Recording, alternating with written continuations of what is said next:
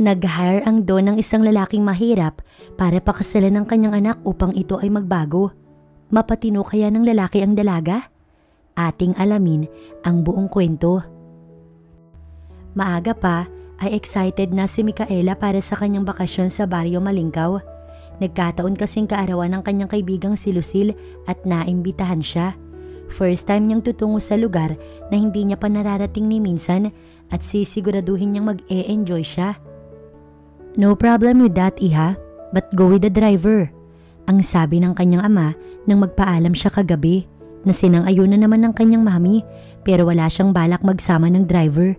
Mag-isa siyang pupunta.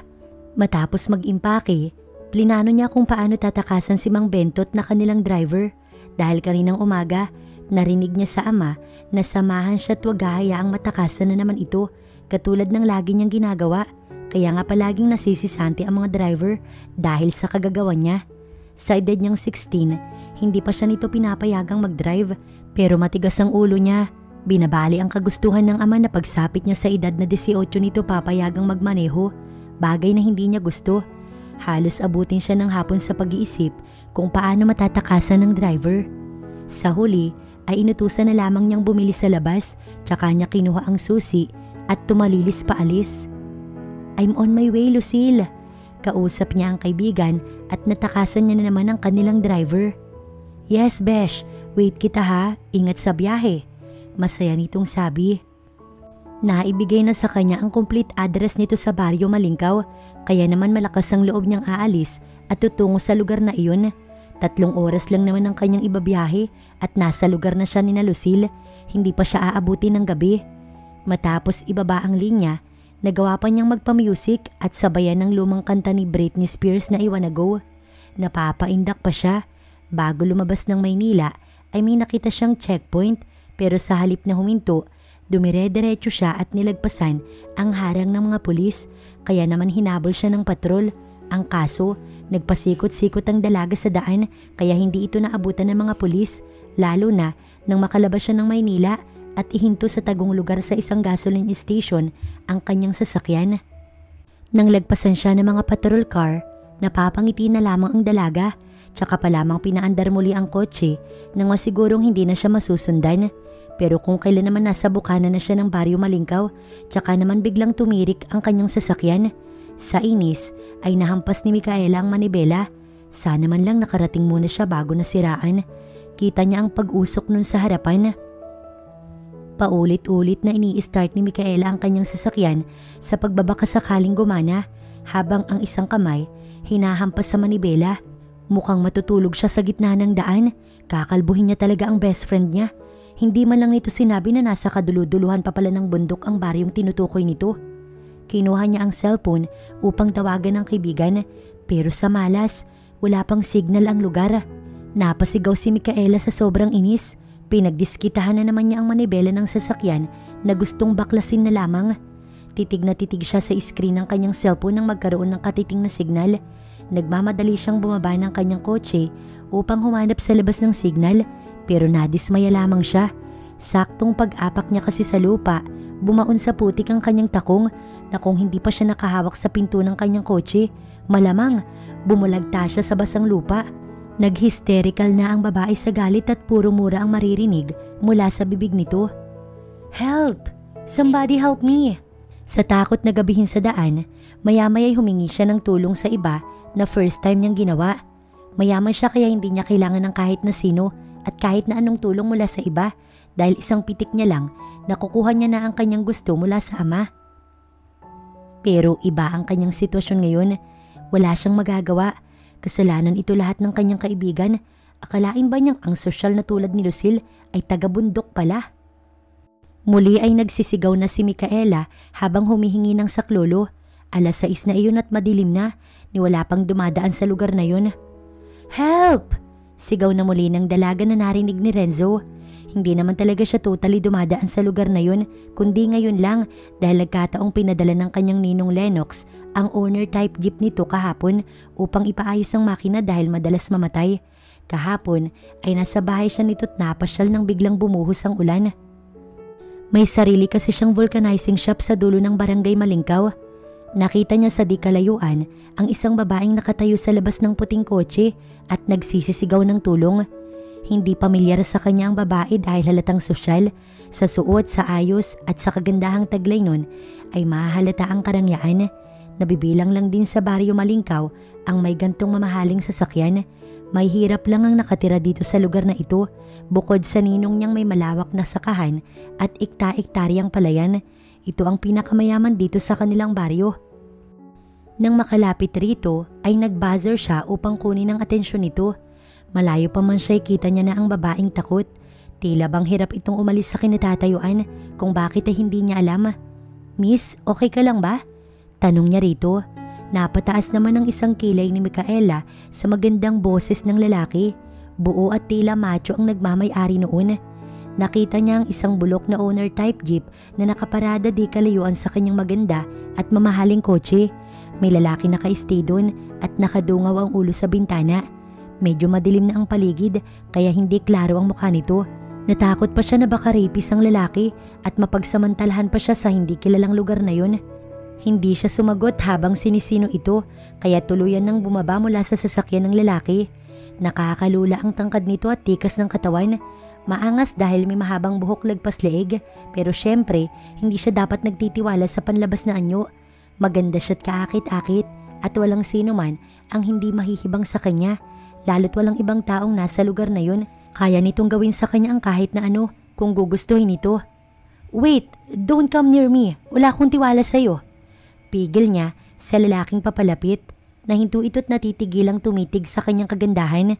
Expected niya na yun. Walang lalaki ang hindi natutulala sa kanyang kagandahan. Maaaring na love at first sight kaagad ang lalaking ito sa kanya. "Excuse me, miss, hindi ako masamang tao kung yan ang iniisip mo." Depensa ni Renzo sa kanyang sarili nang makita ang disgusto sa mata ng babae. Tumikwas pa ang kilay nito at umarko ang magandang labi. "Paano ko namang nasisigurong hindi ka rapist?" Mataray nitong tanong sa kanya. Nagpantig ang tenga niya nang tawagin itong rapist pero binaliwala na lamang. Hindi niya ito papatulan. Iiling-iling na lang siya. "Sorry pero may taste ako pagdating sa babae. Ang gusto ko lang ay tulungan ka." Nilagpasan niya ito upang tignan ang unahan ng kotse. Magdidilim na't balak pa niyang umuwi sa bahay. Nakaramdam naman ng pagka-insulto si Micaela. Tila ba sinasabi nitong pangit siya't hindi nito type? Pasalamat na lang talaga ito't wala siyang choice, kundi hindi niya tanggapin ang offer nitong tulong. Nagkaroon tuloy siya ng pagkakataong tignan ito ng masama habang nakatalikod. Ayaw niya sana ng anumang utang na loob mula sa lalaking ito, pero wala naman siyang magagawa. Matapos nitong tignan ang kanyang sasakyan, binalingan siya nito. Ang sabi nito, natuyuan lang daw ng tubig ang kotse niya. Ang kaso wala itong ekstrang dalat, nag-alok na lang sa kanya ang lalaki na ihatid siya sa kanyang destinasyon. Kaya pumayag na si Micaela bilang nangakong babalikan niya ang kanyang kotse upang isunod pa uwi. Napilitan na lang siyang sumakay sa bulok nitong sasakyan. "Salamat." Labas sa ilong niyang saad sa lalaki na magsimula na itong magmaneho. Sinulyapan siya pero hindi sinagot ang kanyang sinabi at nagpatuloy lang sa pagmamaneho. Hindi rin siya nito kinausap hanggang sa makarating sila sa bahay ng kanyang best friend. "Besh! Kuya Renzo?" Bulalas ni Lucille pagkakita sa kanilang dalawang magkasama. Halatang nagulat. Ipinaliwanag kaagad ng lalaking tumulong sa kanya na nasiraan siya sa daan. Tsaka lang niya nalaman ang pangalan nito. Ni hindi man lang sinabi sa kanya ng lalaki na kakilala pala nito ang pupuntahan niya. Napag-alaman na niyang kinakapatid pala ito ni Lucille na kanyang best friend dahil inaanak lang naman ito ni Tito Lennox na ama ng kaibigan. Sadyang maliit lang ang mundo. "So anong masasabi mo kay Kuya Renzo?" Tanong ni Lucille habang pahila siyang dinadala sa kanyang magiging silid. Ito na rin ang nagbitbit ng kanyang bag. Pasimple niyang nilingon ang gawin ni Renzo na kasalukuyan ng kausap ang ama ni Lucille sa veranda. Okay naman siya. Bali wala niyang tugon kahit sa sarili niya ay may pagkasuplado ito. "Ano ka ba, Besh? Mabait si Kuya Renzo. Isa pa binata. Walang sabit. May sarili ng business. Pwede nang magsettle. Blah blah blah. I don't care, Besh. He's not my type." Putol niya sa sasabihin nito. Sinong type mo? Si Aris? Yung manliligaw mo na hanggang ngayon pa cute lang. "Naku, Besh. Wag na wag mong sasagutin yun. Kundi magsisisi ka." Pagdating nila sa kwarto ng kaibigan ay pagod na umupo at nagtanggal ng sapatos tsaka nahiga sa kama. Napagod siya at nais magpahinga. Hindi na nga niya binigyan ng pansin ang sinasabi nito. Mas gusto niyang mag-beauty rest kaysa makinig about sa kinakapatid nitong suplado. Wala siyang pakialam kung anong meron dito at lalong hindi niya type ang tinutukoy nitong Aris. Aminado siyang sa edad niyang ito, madaming manliligaw sa kanya na binabasted niya lamang. Wala pa siyang planong mag-boyfriend, mas gusto niyang mag-enjoy sa pagiging single. Okay friend, magpahinga ka muna at tatawagin na lang kita kapag dinner time na. Ani Lucille bago siya iniwan. Pinikit naman kaagad niya ang kanyang mga mata. Sa pagod, nakatulog naman kaagad ang dalaga. Pasado 7:00 na nang magising siya ulit. Halos 1 oras din siyang nag-beauty rest. Bumangon siya at tinungo ang banyo upang maligo. Pakiramdam niya kasi nanlalagkit siya. Paglabas niya ay naghalongkat na ng maisusuot sa kanyang dalang bag. Dinner time, besh! Saktong bihis na siya nang pumasok ulit si Lucille sa kwarto. Hinila kaagad siya palabas.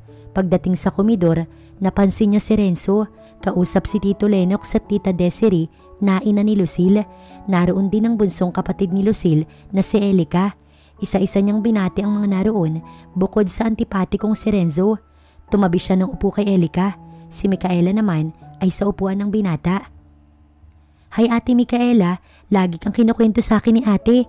Totoo po pala talagang maganda kayo. Bati ka agad sa kanya ng 10 taong si Elica. Naku, wag kang maniwala dyan sa ate mo. Baka kung ano-anong kinukwento niya about sa akin. Nakangiti niyang tugon sa bata. Humahagik-gik lang ito. Mabuti naman at nakarating ka dito sa amin, Micaela. Naalala ko last year, may kaibigan din tong si Lucille na pumunta dito. Hayun, nang magustuhan, halos dito na tumira. Alam mo bang sa kababalik niya rito nakapag-boyfriend ng taga Malingkaw? Tumatawang saad ni Tita Desiree. Naku, tita, wala pa ho sa bokabularyo ko yung mag-boyfriend. Masakit na nga ho yung ulo ni Dad at Ma'am sa akin, kaya ayoko nang dagdagan pa. Nagtawanan ng mag-asawa. Si Lucille, pangiti-ngiti lang. Kuya Renzo, huwag kang mawawala sa birthday ko bukas ha. Tsaka ano nga palang masasabi mo kay Micaela? Tila kinikilig si Lucille ng balingan ng kababata. May warning ang sulyap niya kay Renzo. Wag na wag nitong masasabi sa mag-asawang sinabihan niya ito ng rapist kanina. Malalagot talaga ito sa kanya. Tama yun. Pag-aaral mo na ang atupagin niyo bago mag-boyfriend. Ang babata niyo pa. 16 ka lang Lucille at tong kaibigan mo mukhang 12 pa lang. May kasamang pangiinsulto ang tinura nito. Gusto sana niya itong patulan kaso kailangan niya magpakabait dahil nasa harapan sila ng magulang ni Lucille kaya hindi na lamang siya kumibo. Magkaedad lang kami kuya ha. Hindi hamak nga na mas dalaga ng tignan si Micaela kaysa sa akin. Samahan mo nga pala kaming mamasyal bukas. Okay lang ba kuya? Tanong pa ni Lucille. Sumigunda agad ang ama ni Lucille kaya napaoo na lamang si Renzo. Kahit na ang totoo, hindi siya siguradong makakadalo. Ang nais niya, siguruhing ito ang babaeng tinutukoy ni Mr. De La Vega. Nabasa niya sa isang tabloid na naghahanap si Mr. De La Vega ng mapapangasawa ng nag-iisa nitong anak. Nang malamang De La Vega si Micaela, nagkaroon siya ng hinala. Kapalit ng malaking halaga, pakakasalan niya ito. Ayon kay Mr. De La Vega, ay makukuha lamang ang malaking halaga kapag napatino ang nag-iisang anak. Fake ang kasal kaya walang dapat ipag-alala at pipirma naman sa isang kasulatan na hindi niya gagalawin ng babae kung sakali mang kagating niya ang hamon ng dun. At para makasiguro si Renzo kinabukasan ay nagtungo siya sa Maynila upang makausap si Mr. De La Vega. Interesado siya para sa pera, para sa pagpapalago ng kanyang talyer. Bukod dun ay para sa pagpapaaral ng 2 pang kapatid sa high school at kolehiyo. Alam niyang kaya niyang patinuin ang anak nito. Bibigyan niya lang si Mr. De La Vega ng 1 buwan at sisiguraduhing makukuha niya na ang pera. Pagpasok ni Renzo sa malaking gusali, sinalubong kaagad siya ng sekretarya ng doon. Pinaghintay siya sa labas hanggang sa matapos ang meeting nito. Wala pang 1 oras, nakikita niya nang palapit si Mr. De La Vega kasama ang 2 lalaki. Kilala niya ito dahil lagi nakalathala sa dyaryo. Mayaman, tinitingala ng lahat, kilalang mabuting tao. Matapos siyang dalhin sa office, pinaupo siya sa harapan mismo ng lalaki. Nagpakilala naman kaagad siya. Ang kagandahan lang kay Mr. De La Vega, marunong itong humarap ng maayos sa mga tao, mahirap man o mayaman. Napagkamalan pa nga siyang aplikante sa ayos niya. Kahit papaano, nagbihis siya ng disente, polo at pantalon, hindi sa pagmamayabang, maihahambing sa ibang artista ang itsura niya. Mahirap man, ay bumawi naman siya sa gandang lalaki. Nang magsimula silang mag-usap, sinabi niya kaagad ang kanyang pakay. Ayaw niya nang magpaligoy-ligoy. Nagulat pa nga sa kanya ang doon ang sabihing tinatanggap niya ang hamong mapatino si Micaela, ang nag-iisa nitong anak. Are you sure? Kaya mong patinuin ang anak ko? Kami nga mga magulang niya hindi siya mapatino. Kahapon lang Renzo, tinawagan ako mula sa headquarters at sinabing may violation ng anak ko. Hindi nga lang nila nahuli dahil ang bilis nitong magmaneho. Sa huli ay naging problemado ito. Tingin niya nga rin sakit nga ito ng lalaki sa ulo. Wala lang choice dahil kaisa-isang anak. Tingin ko mabait ho yung anak nyo. Sabi niya na lang kahit hindi yun ang totoo. Hindi na labang binanggit na nagkita na sila ng anak nito kahapon at sinabihan pa siyang rapist. Kapag naikasal na sila, tsaka lang nito babawiin ang sinabi niya.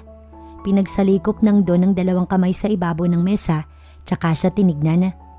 Hindi ko masasabi yan sa ngayon Renzo, pero salamat. Actually, matagal ko ng plano to, kami ng mom niya. Kaya nais kong malaman kung bakit gusto mong pakasalan ng anak ko. Ni hindi mo pa nga siya nakikita. Ang sabi ng Don. Kailangan ko ng pera. Wala na akong magulang at may pinapaaral pa akong dalawang kapatid. Siguro, sapat na rason na yun Mr. De La Vega. Kahit sabihin ko sa iyong ikaw naman ang sasakit ng ulo dahil sa anak ko. Pinapaalalahanan lang kita Renzo. Hindi mo pwedeng saktan ng anak ko. Bahagya siyang natawa. Hindi po ako masamang tao sir. Maraming makakapagpatunay niyan. Alam kong maraming nangangailangan ng pera sa ngayon. Marami na rin ang nagtungo rito sa office ko. Hindi naman ako kaagad ang umuo dahil kapakanan ito ng anak ko. Pero bibigyan kita ng isang pagsubok. Pagkatapos nito, papayag na akong ikaw ang pakasalan ng anak ko. Pahayag naman ang Don. Walang problema sir, nakahanda po ako. Agap niyang tugon. Mataman mo na siya nitong pinagmasdan bago kumuha ng isang larawan sa drawer nitong nasa ilalim lamang ng table. Inilapag ito sa ibabaw ng mesa. Si Micaela yun. Nasa baryo Malingkaw ang anak ko. Kahapon siya umalis matapos suwayin ng kagustuhan kong dalhin ng aming driver. Iuwi mo siya ng maayos at walang galos sa bahay. At pagkatapos nito, ako nang bahala sa pagpapaaral sa mga kapatid mo. Bukod doon, ikaw ang mapipili kong ipakakasal sa kanya. Nagkakaintindihan ba tayo? Matapos silang mag-usap ng Don, ay masaya at determinadong umuwi si Renzo. Dumiretso siya sa kanyang talyer. Mag-isa lang kasi ang pinsan niyang si Elliot na naiwan dito. Kung minsan, kapag maraming customer, natatawag naman ito ng barkada. Saglit niyang tinulungan si Elliot dahil nakapila ang nagpapaayos ng mga sasakyan. Pagsapit ng alas 4, sinara na niya ang kanyang shop at saglit na nagpahinga bago naligo. Hanip kuya, parang aakyat ng ligaw ah. Sinipat siyang mabuti ni Jiro, bunsong kapatid niya. Oo nga kuya, alam mo mag-asawa ka na kasi para may ate na kami ni Jiro. Sinigundahan naman iyon ng isa pa niyang kapatid na si Remy. Huwag kayong mag-alala, malapit nang mag-asawa ang kuya niyo. Bigyan niyo ko ng 1 linggo. Kampante niyang saad sa mga ito. Nagkatingin na mga ito sa sinabi niya. Wala siyang balak isama ang dalawa sa birthday ni Lucille para malaya siyang makakilos. We, kuya, totoo ba yan? Baka prank lang ha? Tanong ni Remy. We'll see ate, sinabi na rin naman yan dati ni kuya. Tsak, scam na naman yan. Pagkasabi nun, nagtawanan ng dalawa, nag-appear at sinabayan ni Jiro ng twerk. Saka mapang-asar na nag-walk out. Ang tinutukoy lang naman niyang mapapangasaway si Micaela at nasisiguro niyang mangyayari yun. Pagdating ni Renzo sa bahay ng ninong Lennox niya, ay makikita ang magandang ayos mula sa gate hanggang sa dulo ng malaking bahay. Nagsimula na ang party, may maingay na tugtog at umiindak na kabataan sa gitna. Ang iba'y nakaupo sa harapan ng kanya-kanyang mesa, kumakain, may inuming juice dahil hindi pumayag ang ama ni Lucille na mag-alak ang mga ito. Palibhas sa mga kabataan ay sanay sa mga ganitong okasyon. 17 pa lang si Lucille pero dalagang-dalaga ng manamit na hindi naman ito pinagbabawalan ng kanyang ninong at ninang. Ang bawal lamang sa kinakapatid ay magkanobyo habang nag-aaral. Pero ang hindi alam ng mga magulang nito, may lihim ng boyfriend itong si Lucille. Kuya! Galak na sigaw nito matapos siyang makita papalapit rito. Nag-abot ka agad siya ng regalo. Happy birthday! Sweet itong yumakap sa kanya. Thank you kuya, halika dali, ipapakilala kita sa mga kaibigan ko. Hila-hila na siya nito papasok sa bulwagan nang mahagip ng kanyang paningin si Micaela sa may di kalayuan. Naka light blue dress hanggang hita. Kita ang matambok nitong likod dahil kinapos iyon ng tela. Masaya itong nakikipag-usap sa isang lalaking tila kaedad lamang nito. Matapos siyang ipakilala ni Lucille sa mga kaibigan nito, agad siyang nagpaalam kay Lucille at nilapitan si Micaela. Pwede bang madalaw kita sa inyo kapag bumalik ka sa Maynila? Sige na Micaela, tinamaan na talaga ako sa iyo. Napairap ang dalaga sa sinabi ng kausap na nakilala niya lang dito sa party ni Lucille. Taga-Karatig baryo ang lugar nito, anak ng mayor kaya medyo mahangin. Tingin ba nito easy to get siya? Porky Manila girl, niwala sa bokabularyo niya ang magpaligaw sa lugar na to. Bukod doon, hindi mahangin ang gusto niya sa isang lalaki.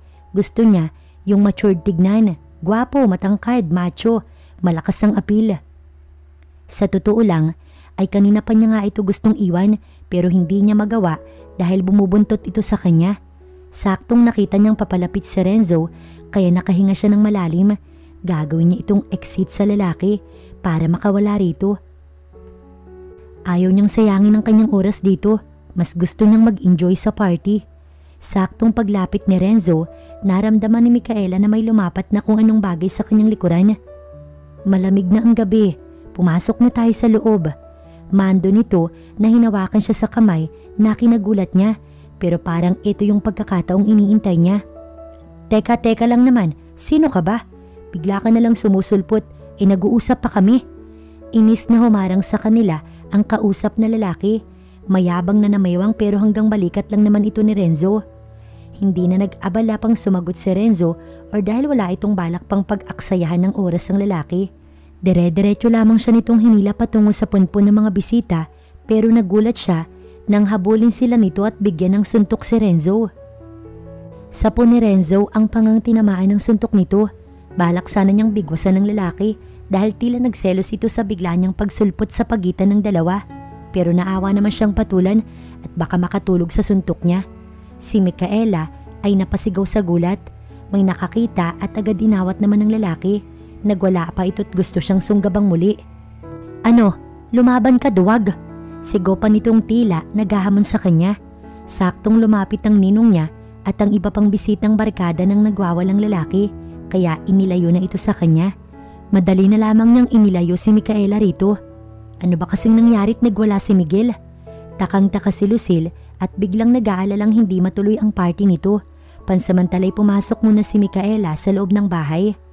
Bastos yung bisita mo. Tanging tugon ni Renzo, sabay baling kay Micaela. Okay ka lang? Tumango-tango ito. Ikaw ang hindi okay. Anyway, salamat. Halika, gagamutin ko yung sugat mo sa muka. Nagpatiuna si Micaela, kasunod si Renzo. Kinikilig naman si Lucille na napapasunod ng tingin sa dalawa. Nang maalala ang mga bisita sa labas, tsaka ito tumalikod. Naniligaw ba sa'yo yun? Narinig ni Micaela kay Renzo habang dinadampian niya ng cotton buds ang labi nitong pumutok. Napairap siya. Hindi ko siya type. Isa pa wala pa akong balak mag-boyfriend. Nakalabing tugon ni Micaela. Dapat lang na hindi ka magpaligaw sa kahit na sino. Tandaan mong babantayan kita. Tugon ni Renzo sa kanya kaya napataas ang isa niyang kilay. Natigilan pa siyang napatitig sa mukha nito. At bakit mo naman gagawin yun? Tandaan mo rin na hindi mo ako mapipigilan sa gusto kong gawin kahit na nakabantay ka pa sa akin. Maldita nitong Saad. Bahagyang umarko ang sulok ng labi ni Renzo. Tignan natin. Sige, tignan natin. Pagkuwan ay tumayo si Micaela. Tinanggal ang jacket ni Renzo sa kanyang likuran na nilagay nito kanina at ibinigay sa lalaki. Salamat, babalik na ako sa labas. Pagkuway tumalikod. Sino nagsabi sa iyong mag-isa kang babalik sa labas? Isa pa, takpan mo yung likod mo, hindi magandang tanawin. Walang emosyong mababakas sa mukha ni Renzo. Nagsisimula ng mainis si Micaela sa lalaki. Maputi siya at flawless. Paano nito nasabing hindi magandang tanawin? Nagsuot pa siya ng ganito kung tatakpan lang din naman ng lalaki. Excuse me? Hindi niya na naituloy ang sasabihin nang sa muli isuot nito sa kanya ang jacket at this time ipinulupot iyon sa kanya ni Renzo at pahila na siyang dinala sa labas. Nagugutom ako, kakain tayo. Dinig niyang Saad nito. Napapasunod siya sa lalaking may tangay sa kanya. Kung kanina natutuwa siya sa paglapit nito, ngayon naman nakakaramdam siya ng pagkairita sa lalaki. Micaela, shall we dance? Salubong sa kanila ng isa sa mga kabatchmate ni Lucille noong high school, si Joel, na ipakilala na ito sa kanya ni Lucille, kaya naman alam na ng lalaki ang kanyang pangalan. Hindi lang ito makalapit sa kanya kanina dahil sa maangas na si Miguel. Bawal siyang magsayaw. Si Renzo ang sumagot. Kuya Renzo talaga? Sige naman na isa lang. Paglalambing nito sa lalaking kasama niya at kilala pa pala ito ni Renzo. Ang dami dyan pumili ka na lang. Iminwester pa nito ang kamay sa karamihan ng bisita. Nangingiti itong lumapit kay Renzo at may ibinulong. Palibhas ay maingay sa paligid kaya hindi niya marinig yung gaano. Pagkatapos binatukan ito ng mahina. Hindi pwede, humanap ka ng iba. Sabi nito na tila nahulaan niya na. Dahil dito, nagpumiglas na siya sa pagkakahawak ni Renzo sa kanya. Kapag kasama niya si Renzo, hindi siya mag-e-enjoy kung haharangin ito ang mga lalapit sa kanya para makipagkaibigan. Pero never siyang binitiwan nito. Bagkus ay pinaalis si Joel. Dinala siya sa table at wala siyang choice kundi sabayan itong kumain. Sakto naman at hindi pa siya naghahaponan. Nilapitan pa sila ni Micaela at nakisabay habang masayang nag-uusap ang dalawa. Siya naman ay nakasimangot.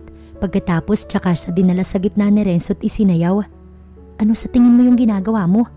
Iritable niyang tanong nang makitang umiindak na ito. Maharot ang tugtog at sinasabayan na ito ni Renzo. Gusto mong sumayaw kanina, di ba? Kaya hayan, sumayaw ka na. Inis na inirapan niya ang lalaki. Nakakabwisit ito na hindi siya malapitan ng ibang kalalakihang gustong makipagkaibigan dahil gwardyado siya nito. Istorbo ito para sa kanya. Ang sakit nito sa mata. You know what? Just enjoy yourself at ako matutulog na. Iritable niya pa ding saad tsaka pumihit patalikod. Pero pinigilan siya nito sa kamay at kinabig sa bewang. Ilang sandali pa, nakadikit na siya sa katawan ni Renzo at sa gulat, napahawak sa matigas nitong braso. Sa unang pagkakataon, napatitig siya ng malapitan sa mukha ng lalaki.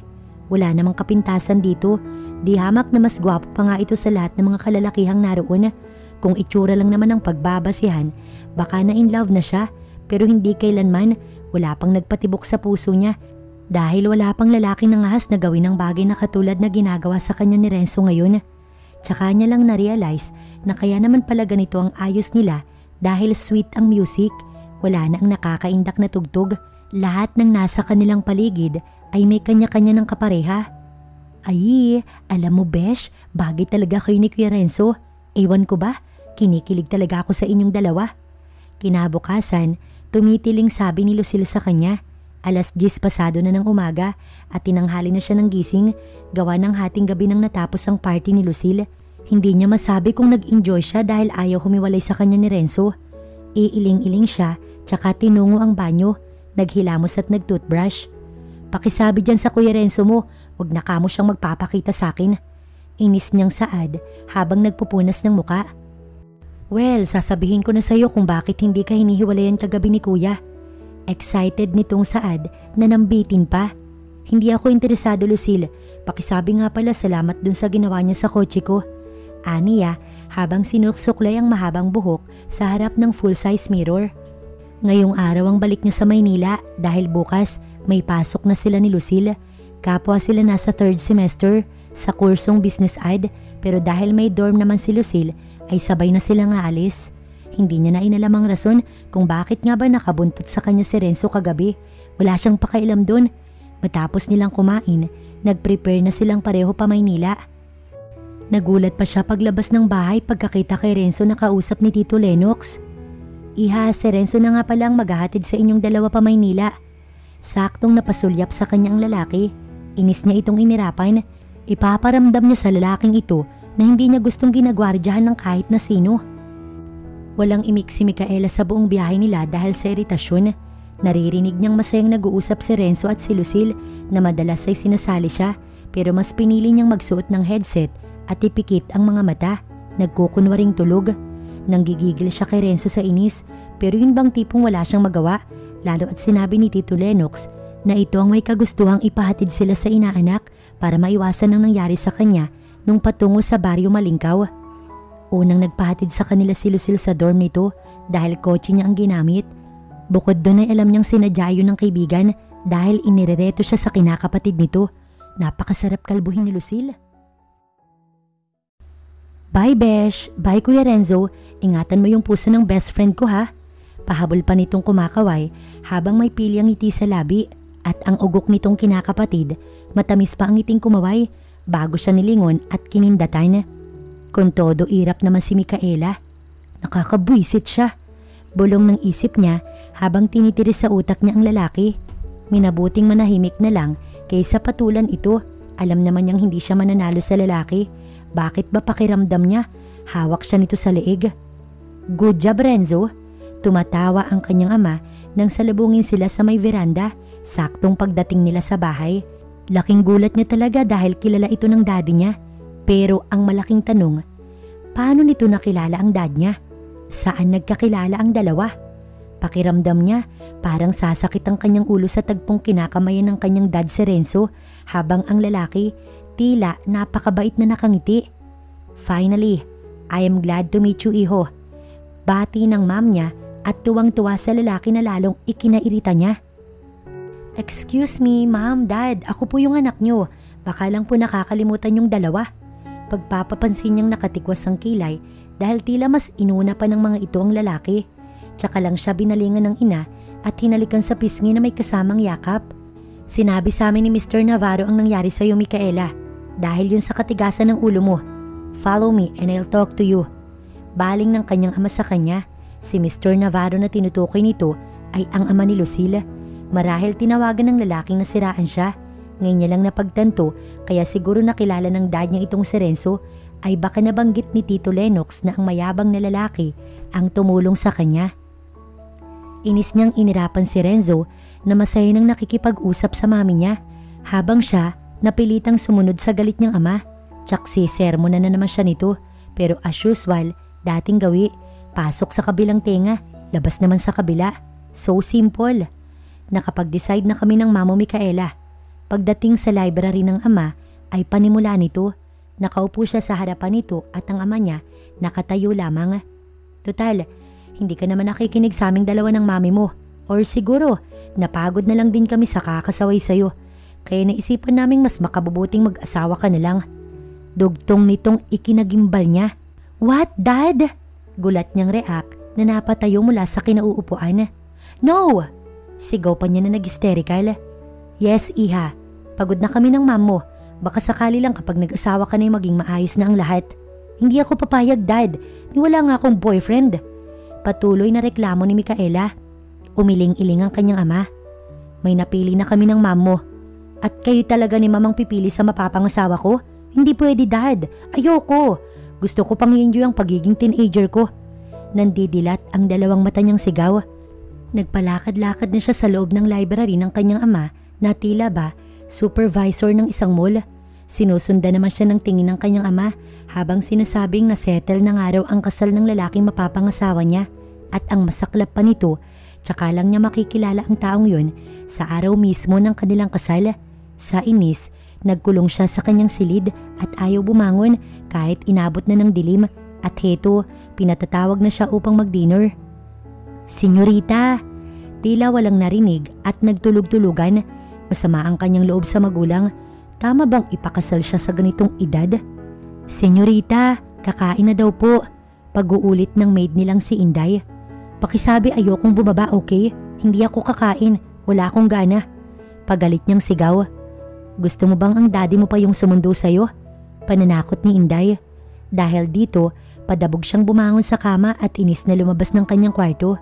Ipinaramdam niya sa magulang na siya ay naiinis at hindi natutuwa sa desisyon ng mga itong ipakasal siya ng ganito kaaga sa taong hindi naman niya kilala. Paano kung masama itong tao? Sa gabing iyon, nakapagdesisyon siyang takasan ng araw ng kanyang kasal. Wala naman siya magagawa para kalabanin ng ama't ina. Kaya naman hindi na lang siya sisipot sa araw na yun. Dahil sa kanyang plano, tsaka lang gumaan ang kanyang kalooban. Habang si Renzo, ibinalita sa mga kapatid ang nalalapit niyang kasal pero hindi sinabi kung sino. Aniya ay surprise na lang. Tinupad din ni Mr. De La Vega ang pangako nitong sagot ang pag-aaral ng kanyang mga kapatid kaya may allowance na matatanggap ang dalawa mula sa kanyang magiging biyanan. Habang nakahiga si Renzo, pinag-iisipan niya kung paano nga ba mapapabago sa pudar niya ang dalaga. At isang plano ang pumasok sa kanyang isipan na nagpangiti sa kanya. Ngayon pa lang, nakikinita-kinita niya na ang itsura ni Micaela.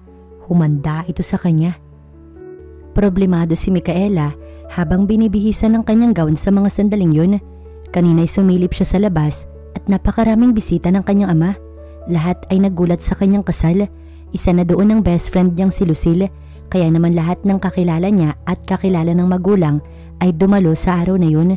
Katunayan, humingi pa siya ng tulong sa kanyang kaibigan upang itaka siya sa araw na yun. At ang nakakainis, hindi siya nito pinagbigyan. Sinabi pang wag na wag siyang tatakas dahil baka pagsisihan niya iyon. Kaya heto, sa lahat ng ikakasal, siya lamang itong nakasimangot. Iniisip niya pa rin ang plano kung paano tatakas sa araw na iyon, gayong napakaraming tao sa paligid ng kanilang bahay. Nasa kanya pa man din ang sentro ng atensyon ng lahat. Wow, Besh! You look so beautiful and pretty! Palatak ng best friend niyang si Lucille. Saktong kakapasok lamang nito sa kanyang silid. Itinaboy niya muna ang mga hairstylist at makeup artist na nasa kanyang kwarto, tsaka hinila si Lucille sa gilid ng kanyang silid. Besh, tulungan mo ko please. Ayoko pang magpakasal. Itakas mo ko please. Pagmamakaawa ni Micaela kay Lucille, napairap ito tsaka siya niyakap. Besh, alam mo, ang swerte mo nga eh. Maaga kang pinag-aasawa ng parents mo, pero ako, nagtatago sa pakikipag-boyfriend. Ani Lucille sa kanya. Pwes, hindi ko pa gustong ikasal. Tulad nga ng sinabi ko, hindi ko kilala yung lalaking pakakasalan ko. Si dad at mom lang ang may gusto nito. Sa tingin mo ba kapag tinulungan kita, matatakasan mo ang kapalaran mo? Siya ang destiny mo, Besh. In the end, kayo pa rin naman na magkakatuluyan. Ewan, pero naiinis siya sa ngiting iyon ni Lucille. Tila ba alam nito kung sino ang lalaking pakakasalan niya sa araw na yun? Hanggang sa nagsawa na lang siya makiusap dito at inis na walang nagawa. Samantalang si Renzo, tahimik sa simbahan habang hinihintay ang kanyang bride, ang kanyang ninong Lennox at ninang Desiree, ang tatayo niyang magulang sa araw na iyon. Naroon din ang kanyang dalawang kapatid na excited masaksihan ang araw ng kanyang pag-aasawa. Excited na makilala ng dalawa kung sino nga daw ang maswerteng babaeng kanyang pakakasalan. Bukod sa mga ito, wala na siyang ibang panauhin. Hindi man totoo ang kasal na yun, masaya pa rin siya dahil magandang kinabukasan ng mga kapatid niya ang kapalit nito. Sisikapin na lamang niyang magbago si Micaela ng 1 buwan nang matapos kaagad ang obligasyon rito at mapasa kamay ang pera. Mula sa pagbaba ng hagdan hanggang sa pagsakay ng bridal car ay may 2 escort si Micaela, kaya malayong ito'y makatakas. Kaya naman naging alerto ang mag-asawang De La Vega dahil natunugan ang plano ng kanilang anak. Nahuli ito ni Inday isang gabi na nag-iimpake para sa mga dadalhing damit sa pagtakas nito. Kaya kinabukasan, kinumpronta ito ng ama pero hindi iyon inamin ng dalaga. Kaya nga lumapit na siya kay Lucille upang humingi ng tulong, pero bigo pa rin. Sa loob ng sasakyan, hindi siya mapakali habang papalapit sa simbahan ng sinasakyan. Napapagitnaan ng bridal car niya ng kanyang bantay. Ang sasakyan naman ng magulang niya ay nauuna sa kanya. Nanlulumo na lamang siya nang iparada sa harapan ng simbahan ang kotseng sinasakyan. Wala na siyang nagawa pa dahil agad bumukas yun at may isang lalaking umalalay sa kanya. Ang isa naman ay sa mahaba at mamahalin niyang damit. Walang emosyong pumasok siya ng simbahan. Tumambad sa kanya ang maayos na paligid. Bilang lamang ang mga naroon at may isang lalaki naghihintay sa harap ng altar. At, ikaw? Bulalas ng kanyang isip pagkakita kay Renzo. Ito ang lalaking pakakasalan niya. Halos lumuwa ang kanyang mga mata sa panlalaki pagkakita sa hindi inaasahang magiging groom niya. Nagsalubong ang mga mata nila dahil sa kanya nakatingin ng lalaki kahit nasa may kalayuan pa man ito. Nagbawi siya ng tingin tsaka binalingan ng kaibigan na maayos na nakaupo at may ngiti sa labi. Kaya naman pala ayaw siyang tulungang tumakas dahil ang kinakapatid nito ang lalaking pakakasalan niya. Muli niyang ibinalik ang titig sa gawin ni Renzo. Humanda ito sa kanya. Pagsisisihan ng lalaki kung bakit pinakasalan siya nito. Nagbabanta ang kanyang titig na pinukol sa lalaking may matamis na ngiti. Kunwari, emosyonal pa ang mami at daddy niya na ikakasal na siya ngayon, samantalang ito ang may gusto ng lahat. Habang sinisimula ng seremonya ng kanilang kasal ni Renzo, isinusumpa niya na ito sa kanyang isipan, maging ang best friend na hindi man lang nagsabi sa kanya na ito pala ang kanyang mapapangasawa. Nagulat na lamang siya nang tanungin ng pari kung bukal sa loob niya ang pagpapakasal sa lalaki. Alam niyang nakatingin sa kanya ang lahat. Ano kaya ang magiging reaksyon ng magulang kapag umatras siya sa kasal? Malamang tatanggalan siya ng mana, katulad nga ng pinangako ng kanyang ama kapag sinuway niya ito sa pagkakataong yun. Aminado siya sa kanyang sarili na hindi niya kayang mawala lahat ng cards niya sa wallet. At alam ng mga magulang na hindi niya rin masusuway ang mga ito kapag karangyaan ng kapalit. Sadyang inipit talaga siya ng mga magulang, kaya naman sinabi niya sa pari na bukal sa loob ang pagpapakasal kay Renzo dahil mahal niya ito. Nang matapos ang kasal, pinahintulutan na ng pari ang lalaking halikan siya. Katakot-takot na tingin ang pinukol niya rito habang itinataas ang kanyang belo. "Wag na wag mo kong halikan, binabalaan kita." Hindi niya na naituloy ang sasabihin nang dampian siya ng halik sa pisngi nito tsaka nginitian, kaya naman masigabong palakpakan ang narinig niya sa kanilang paligid. Umulan kaagad ng petals ng mga bulaklak. "Wag mong sabihin dyan mo ko pahihigain, Renzo." Inis na tanong ni Micaela sa asawa. Matapos ang 6 na oras na selebrasyon ng kanilang kasal ni Renzo na hindi man lang siya nasiyahan, para bang hindi pa nagsisink in sa utak niya na kasal na siya sa araw na yun sa lalaking hate na hate niya. Kung hindi pa siya nito inuwi mismo sa bahay ng lalaki, hindi pa niya maiisip na may asawa na pala siya. Ni walang aircon sa kwarto ng lalaki at walang foam, ultimo papag lang. "Kung gusto mo, sa lapag ka, ako sa papag." Bali walang saad ng hilaw niyang asawa. Kumuha ito ng unan at kumot sa isang kabinet at pahagis na inilapag sa sahig na may sapin. "Ano? Diyan mo ako pahihigain? Sanay ako sa aircon at malambot na higaan, Renzo. Hindi ako hihiga sa lapag over my dead body." Iritang sigaw ni Micaela. "Ang dami mong arte. Sige, ayaw mo sa papag, di ba? Ayaw mo din sa lapag. Eh di magpuyat ka." Iiling-iling si Renzo tsaka pinatay ang ilaw. Lumukob ang dilim sa silid, kaya napatakbo si Micaela sa tabi ng asawa.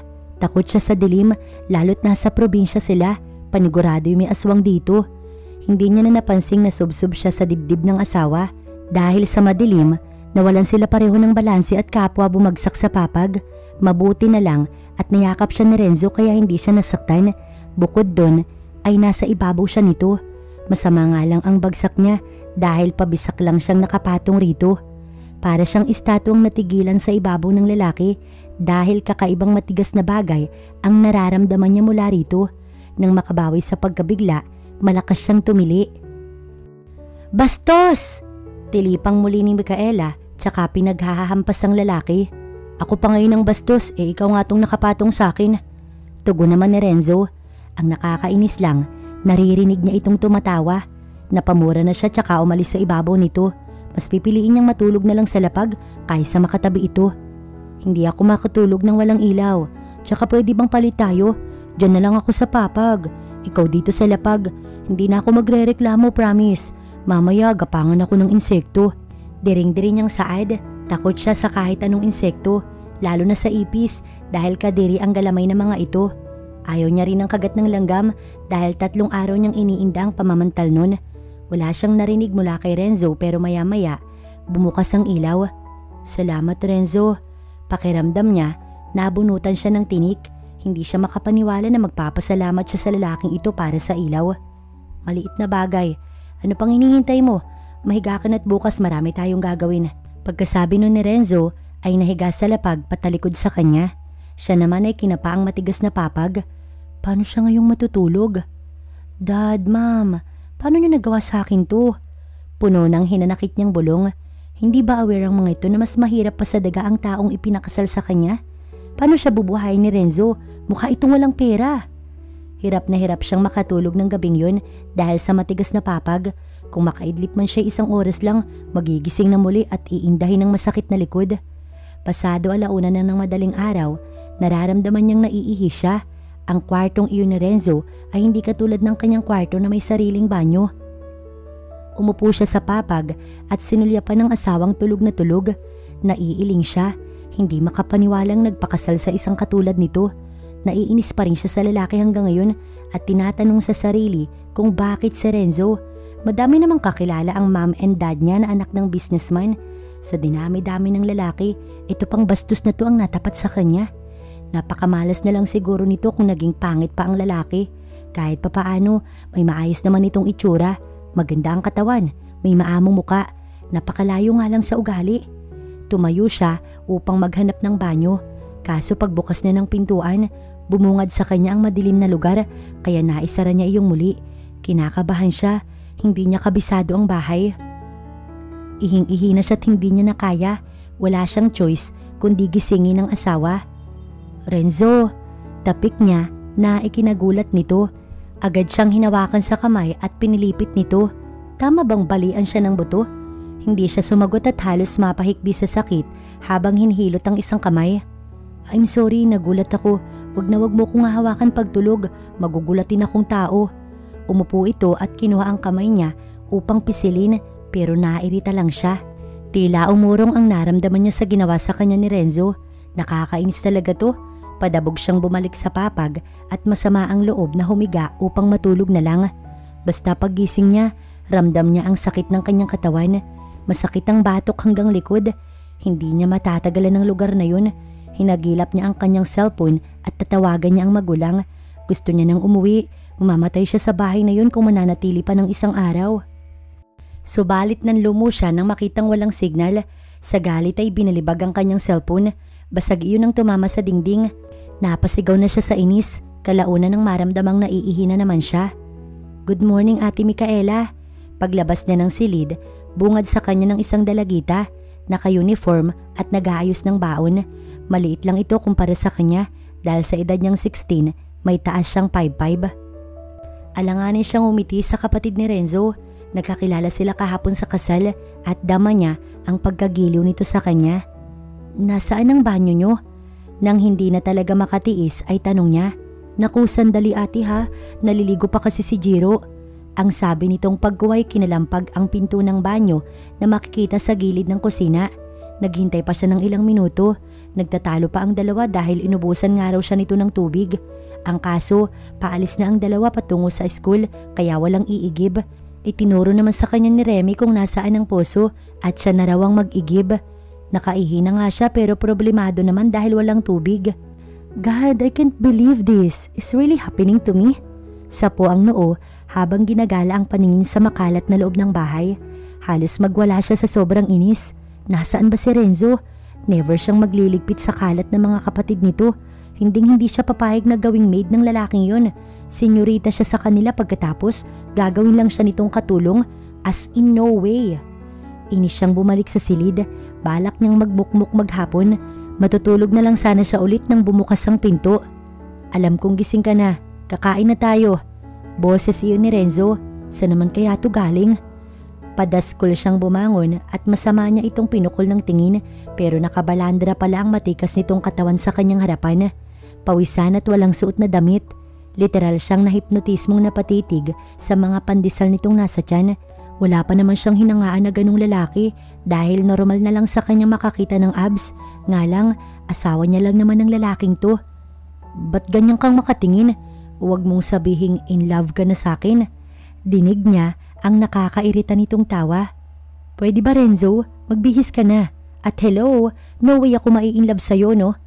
Iwas niyang tingin dito. Talaga? Anitong humakbang palapit sa kanya. Nagulat na lang siya nang kabigin nito siya sa bewang at ngayon nakadikit na siya sa pawisan at mabato nitong katawan. Naaamoy niya rin ang masarap sa ilong na pabango nito.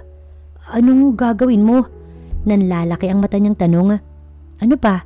Di hahalikan ka. Wag! Aangal pa sana siya pero sinakop ng asawa ang kanyang mga labi.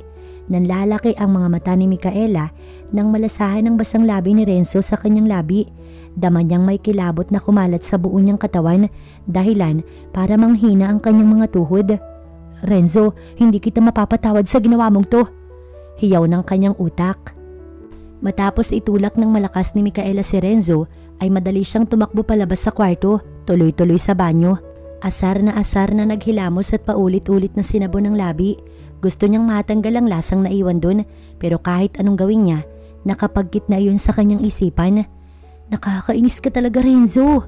Bubulong-bulong niyang inigihan ng pagsasabon, hindi lang sa kanyang labi. Nang biglang makaramdam ng hapdi sa mata marahil sa dami ng sabon na nailagay niya sa mukha niya. Pero tsaka niya lang naisip na wala palang tubig sa loob ng banyo. Gawa ng hindi pa pala siya nakakapag-igib. Renzo! Pagalit niyang hiyaw at nangangapa palabas ng pinto. Gigil na gigil siya sa kamalasang dumating sa buhay niya. Kagabi pa siya naiinis sa asawa at pinalala nito sa umagang yun. Yes, babe. Dinig niya naman agad ang boses ni Renzo. Katunayan ay nasa harapan niya na ito at tila ba si Renzo pa ata ang nahawakan niya. Gusto sana niya itong hampasin pero dahil masama ang lagay niya, nagmakaawa siya nitong bigyan ng tubig.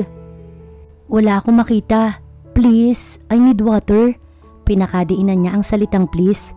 Narinig niya ang pagtunog ng dila nito. Dahil wala kang makita, pwede kong gawin sa'yo to. Naramdaman niyang hinawakan siya nito sa kamay at hinila kung saan.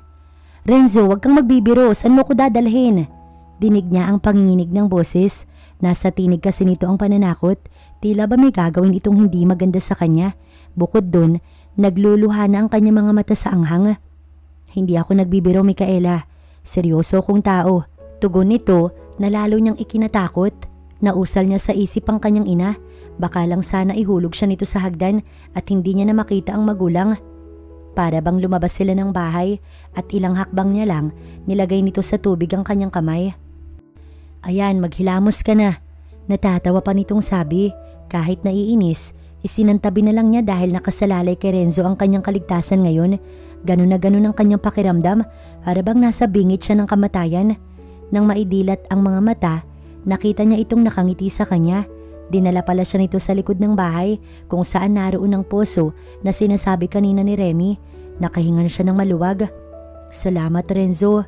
Sa muli ay hindi niya maintindihan kung bakit kailangan niyang magpasalamat sa taong punot dulo ng kanyang kalbaryo. Take note, sinabi niya iyon sa mabait na boses. Natatakot na kasi siya sa lalaki at baka sa muli halikan siya nito. Kaya nitong gawin lahat ng gustuhin, higit pa sa halik. Dahil sila lang naman ang nasa bahay na yun. May kapitbahay naman pero hindi magkakadikit. O, ipunas mo sa mukha mo. Sabay abot ng tuyong face towel na nakasampay sa balikat nito. Inamoy-amoy niya pa yun. Mabango naman at mukhang malinis. Mauna ka na sa loob ng bahay. Maghain ka na para makakain tayong dalawa. Ako na ang mag-iigib. Utos nito sa kanya. Napabuntong hininga siyang sinunod ng lalaki. Pero wala siyang balak maghain. Hindi siya gagawa ng gawaing bahay. Hindi siya susunod sa mga utos nito. Kapag umalis si Renzo mamaya, tatakas siya at uuwi sa kanila. Matapos mag-igib ni Renzo, tinungo niya ang kwarto nila ni Micaela. Naroon ito at nagmumukmok. Wala ring nakahain. Napatunayan niyang matigas talaga ang ulo nito at hindi mo mapapasunod ng basta-basta. Ang plano niya ay paibigin at pahirapan ng babae. Pwede niyang pagsabayin yun at alam niya ang kahinaan ng mga babaeng katulad nito. Pero hindi naman siya nagmamadali. Alam niyang mahuhulog din sa bitag niya si Micaela. Tumikim siya upang ipaalam sa asawa na siya ay nandoon. Nakadapa ito sa matigas na papag at nakapikit ang magagandang mga mata. Babe, tawag niya rito. Yun ang alam niyang tawagan ng mag-asawang bagong ikinasal. Palibhasa, hindi pa siya nagka-girlfriend dahil abala siya sa pagpapaaral sa kanyang dalawang kapatid at sa kanyang talyer. Sa talyer kasi siya kumikita para sa pantustos nila araw-araw kaya wala siyang panahong manligaw dati.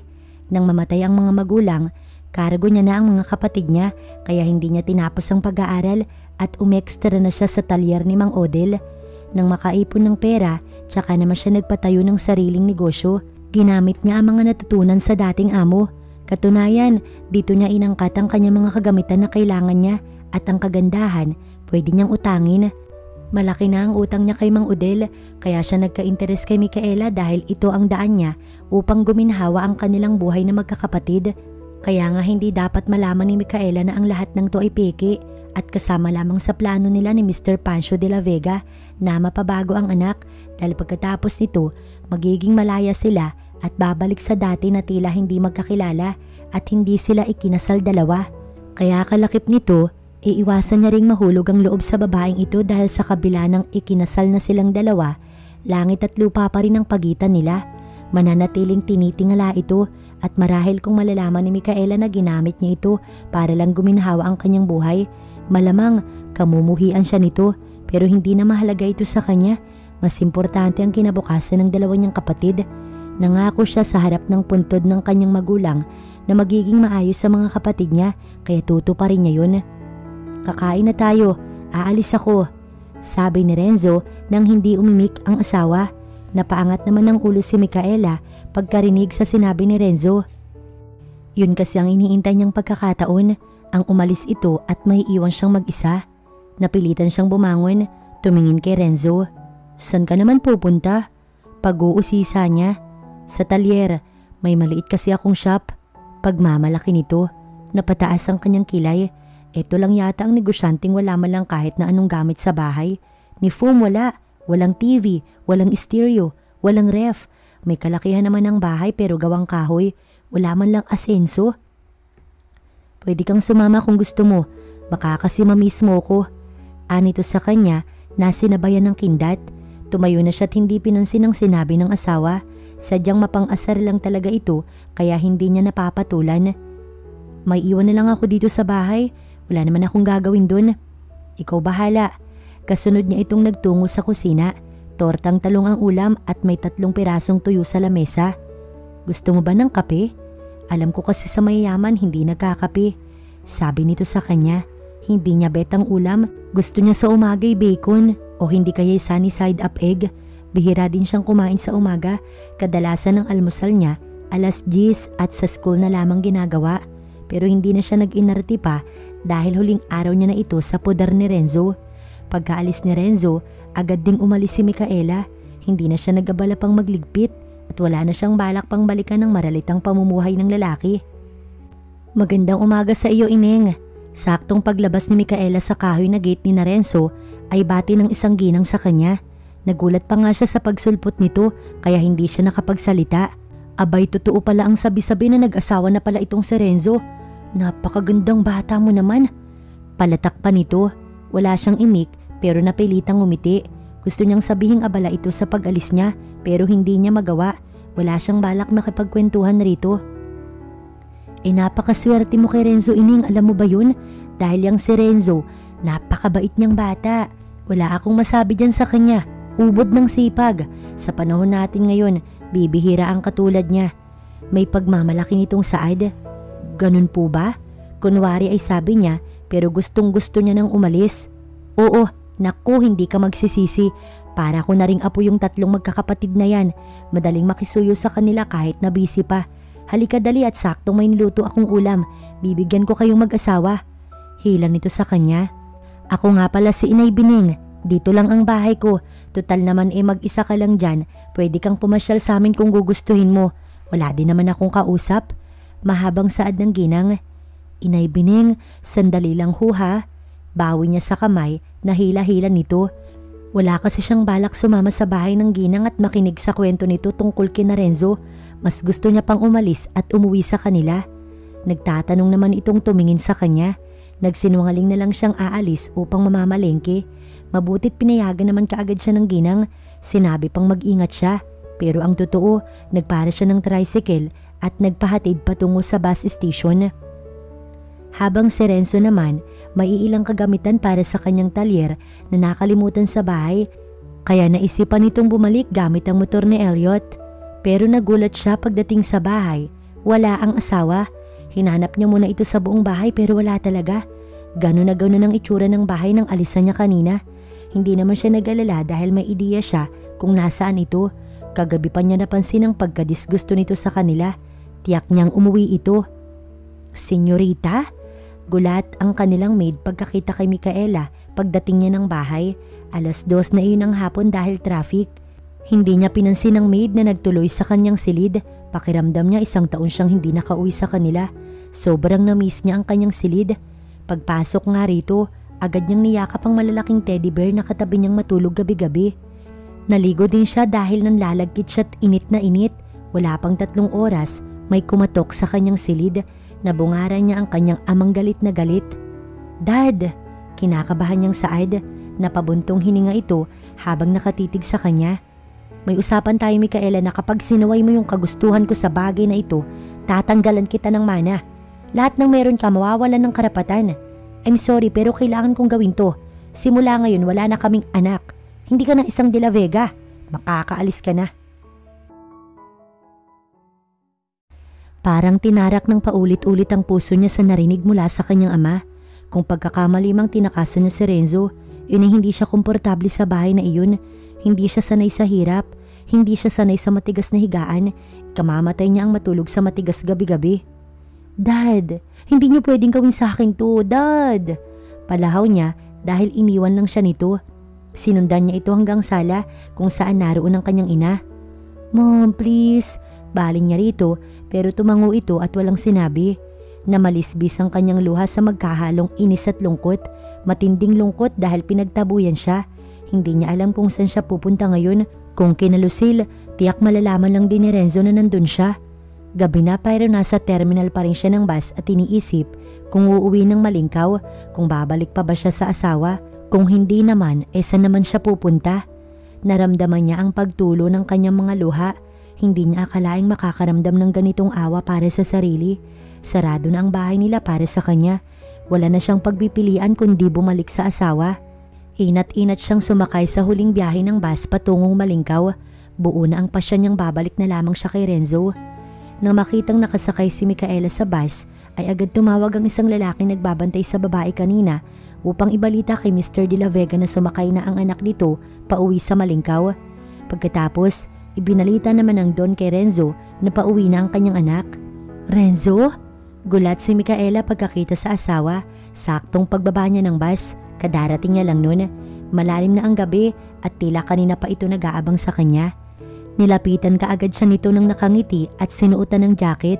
Malamig na kasi sa paligid, kapag probinsya iba ang klima, kaya nga hindi na kailangan ng aircon at electric fan.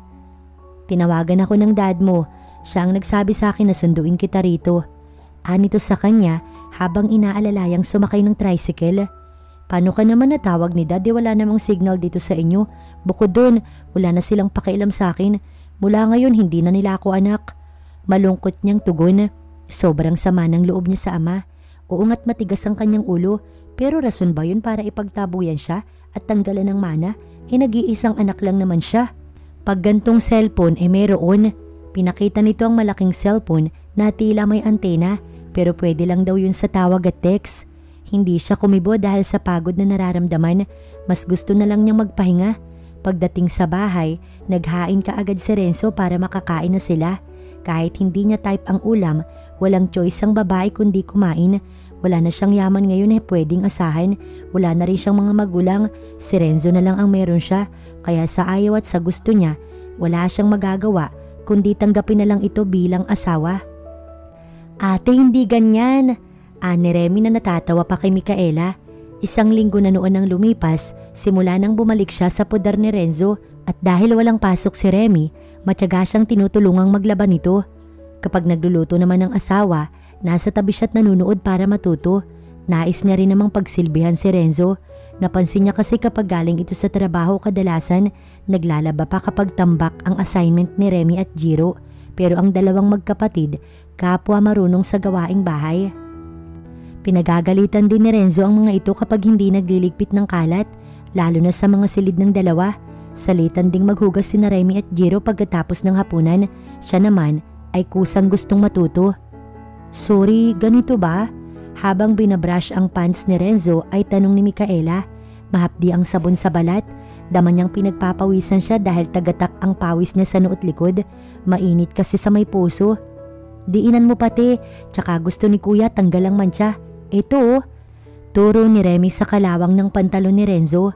Inulit-ulit niyang i-brush yun. Nababad niya na yun kagabi pero madikit pa rin ang mantsa or ayaw talaga nitong matanggal. Hindi madali. Ramdam niyang nasugatan ng daliri niya dahil kumakaskas ang brush sa kamay niya. At maya-maya ay ini-adjust niya ang paghawak ng brush dahil masakit din yun sa kamay pero hindi siya sumuko. Kailangan niyang matuto katulad ni Remy at Jiro. Kapag nagkataon, mawawalan siya ng silbi sa loob ng bahay na yun. Ayaw naman niyang maging palamunin na lamang ni Renzo. Natapos ang isang oras ay isang pirasong pantalon pala ata ang na-brush niya pero hindi pa yun gaanong malinis. Hindi niya pwedeng ipagmalaki sa asawa. Pero sabi naman ni Remy okay na yun dahil unti-unti siyang natututo. Tuwang-tuwa pa nga ito. Kinagabihan, napansin ni Renzo ang sugat niya sa daliri. Ipinaliwanag naman agad ni Remy na naglaba siya. Matapos kumain, ginamot ni Renzo ang kanyang sugat. Habang hinihipan ng asawa ang kanyang sugat, para siyang idinuduyan sa init na hangin na nagmumula sa labi nito at may kung anong kiliti ang pumapasok sa kanyang utak. Hindi na ba masakit? Masuyo nitong tanong sa kanya. Kahit mahapdi pa ay tumango siya. Ayaw niyang magreklamo. Wag mo na munang babasain. Sakto't wala akong pasok bukas, kaya ako na munang bahala sa lahat ng mga gawain dito sa bahay. Halika, matulog na tayo. Pagkasabi nito, panakaw na hinalikan ng kamay niyang hawak nito. Natigilan tuloy siyang nakatitig sa asawa. Salamat, Renzo. Kalaunan ay saad niya. Nginitian lang siya nito tsaka inalalayan siyang humiga sa papag. Sa katagalan, nasanay na rin siya sa matigas na papag. Makapal naman ang sapin nun kaya hindi niya na maramdaman gaano. Nagsapin na rin sa baba ito katulad ng dati tsaka ito humiga. 1 linggo na silang kasal pero hindi sila nagtatabing matulog ng lalaki. Siguro kasi nakikita nitong hindi naman bukal sa loob niya ang pagpapakasal dito. Habang nakahiga, sinulyapan niya ang asawa. Sa kanya din pala ito nakatingin kaya nagtama ang mga titig nilang dalawa. Nginitian lang siya nito at nag-good night. Wait lang, Renzo, may itatanong lang ako. Bakit mo nga pala ako pinakasalan? Muli siyang umupo sa gilid ng papag. Yun ang matagal niya nang gustong malaman. Imposible namang gusto siya nito dahil magkaaway silang dalawa noong una. Sinungitan niya ito ng sobra. Wala siyang kabutihang ipinakita dito para pakasalan siya. Nakita niyang umupo din ito sa higaan at siya'y tinitigan. Sabihin na nating na love at first sight ako sa'yo. Pagsisinungaling ni Renzo, hindi niya pwedeng sabihing pera ang rason kaya ito pinakasalan. Bagaman hindi yun ang nangyari, unti-unti namang nahuhulog ang loob niya sa asawa. Sa pagbabago nito ay kasabay ding nagbago ang kanyang damdamin. Napaarko naman ang labi ni Micaela sa narinig. Mahal siya ni Renzo? Bakit parang gusto niyang mapangiti? Paano? Hindi naman maganda yung unang pagkikita natin. Curious niyang tanong. Kapag na-inlove ka sa isang tao, walang mabutit masamang rason yun. Basta mararamdaman mo na lang. Makahulog ang saad ng lalaki. Matulog ka na, alam kong pagod ka kanina. Tsaka naunang humiga si Renzo patalikod sa kanya. Siya naman ay kumilos upang humiga na rin sa papag. Hindi niya maiwasang mapangiti sa isiping mahal siya ni Renzo. Mangangiting nakatulugan na nga niya. Kamusta na yung anak ko, Renzo? Tanong ni Mr. De La Vega sa kanya isang umaga. Tumawag ito sa kanyang cellphone. Araw-araw nitong kinukumusta ang anak kung nagbago na ba ito. Pero ang sagot niya hindi pa. Hindi man matatawag na love at first ang naging damdamin niya kay Micaela, pero sa tingin niya'y mahal niya na ang dalaga. Hindi na rin mahalaga sa kanya ngayon ang pera, kundi mas mahalaga na lang sa kanya na ito ay makasama. Salamat pa rin sa pagtsatsaga mo, Renzo. Umaasa ako sa pangako mo na matuturo ang magbago yung anak ko. Huwag mo na sana siyang susukuan. Napabuntong hininga na lang ang binata matapos silang mag-usap ni Mr. De La Vega. Ngayon pa lang, sinira niya na ang kanyang pangako. Sino yung kausap mo? Boses ng asawa mula sa kanyang likuran. Nakakunot ito ng noo. Gising na pala ang asawa niya. Customer lang sa talyer. Pagsisinungaling ni Renzo tsaka hinila ang asawa papasok sa loob ng bahay. Aroy, magka-holding hands. Tudyo ni Remy saktong pagpasok nila sa loob ng bahay. Dama ni Micaela ang pag-iinit ng muka sabay bawi ng kamay sa hawak ni Renzo pero hindi iyon binitiwan ng asawa. Akala ko ba may lakad ka? Sa halip ay sita ni Renzo sa kapatid. Sus, gusto mo lang masolo si ate eh. Tudyo naman ito. Paano kung oo? Umalis ka na nga. Pagtataboy pa ni Renzo. Paalis na nga kuya, kaso inaantay ko pang iabot mo yung baon ko. Nag-abot naman agad si Renzo ng 100 kay Remy na ikinasimangot nito. Kulang daw kasi yun. Para sa pag-aaral mo yan ha. Kapag nalaman kong nag-boyfriend ka na, pipilipitin ko yung leeg ng boyfriend mo. Saad ng lalaki, pero si Remy ngumiti lang at pakanta-kanta pang lumabas ng bahay. Halatang pinaparinggan silang dalawa. Tsaka lang niya binalingan ng asawa. Kumain na tayo pagkatapos may pupuntahan tayong dalawa. At pahila na siya nitong dinala sa kusina. Natutuwa siya sa magkakapatid kahit wala nang magulang, hindi niya nakitaan ng kahinaan ng loob. Lalo na ang asawa na nakaatang ang malaking responsibilidad dito. Napakabuti nitong kuya. Dito nga lang niya naranasang maramdamang may kapatid din. Sa totoo lang, na-miss niya ang mga magulang pero dahil itinaboy na siya ng mga ito, sisikapin na lang din niyang mamuhay ng malayo sa mga ito. Nararamdaman naman niyang masaya na siya kay Renzo, lalo na ngayong nalaman niyang mahal siya ng asawa. Sa bayan sila nagpunta ni Renzo after mag-breakfast at nasurpresa si Micaela dahil namili lang naman sila ng gamit, yung bagay na hindi niya inaasahan. Bumili ito ng kutsyon para hindi na daw siya mahirapan pang matulog sa gabi at TV para hindi na siya maiinip kapag nag-iisa sa bahay. Renzo, di ba wala tayong pera? San galing yung pera na pinangbili mo dito? Pero sa halip na matuwa, tila nag-alala pa si Micaela. Sa katulad nilang isang kahig isang tuka, mahalaga ang bawat sentimo at sa maiksing panahon na inilagay niya sa pudar ng asawa, dito niya nalaman ang kahalagahan ng pera.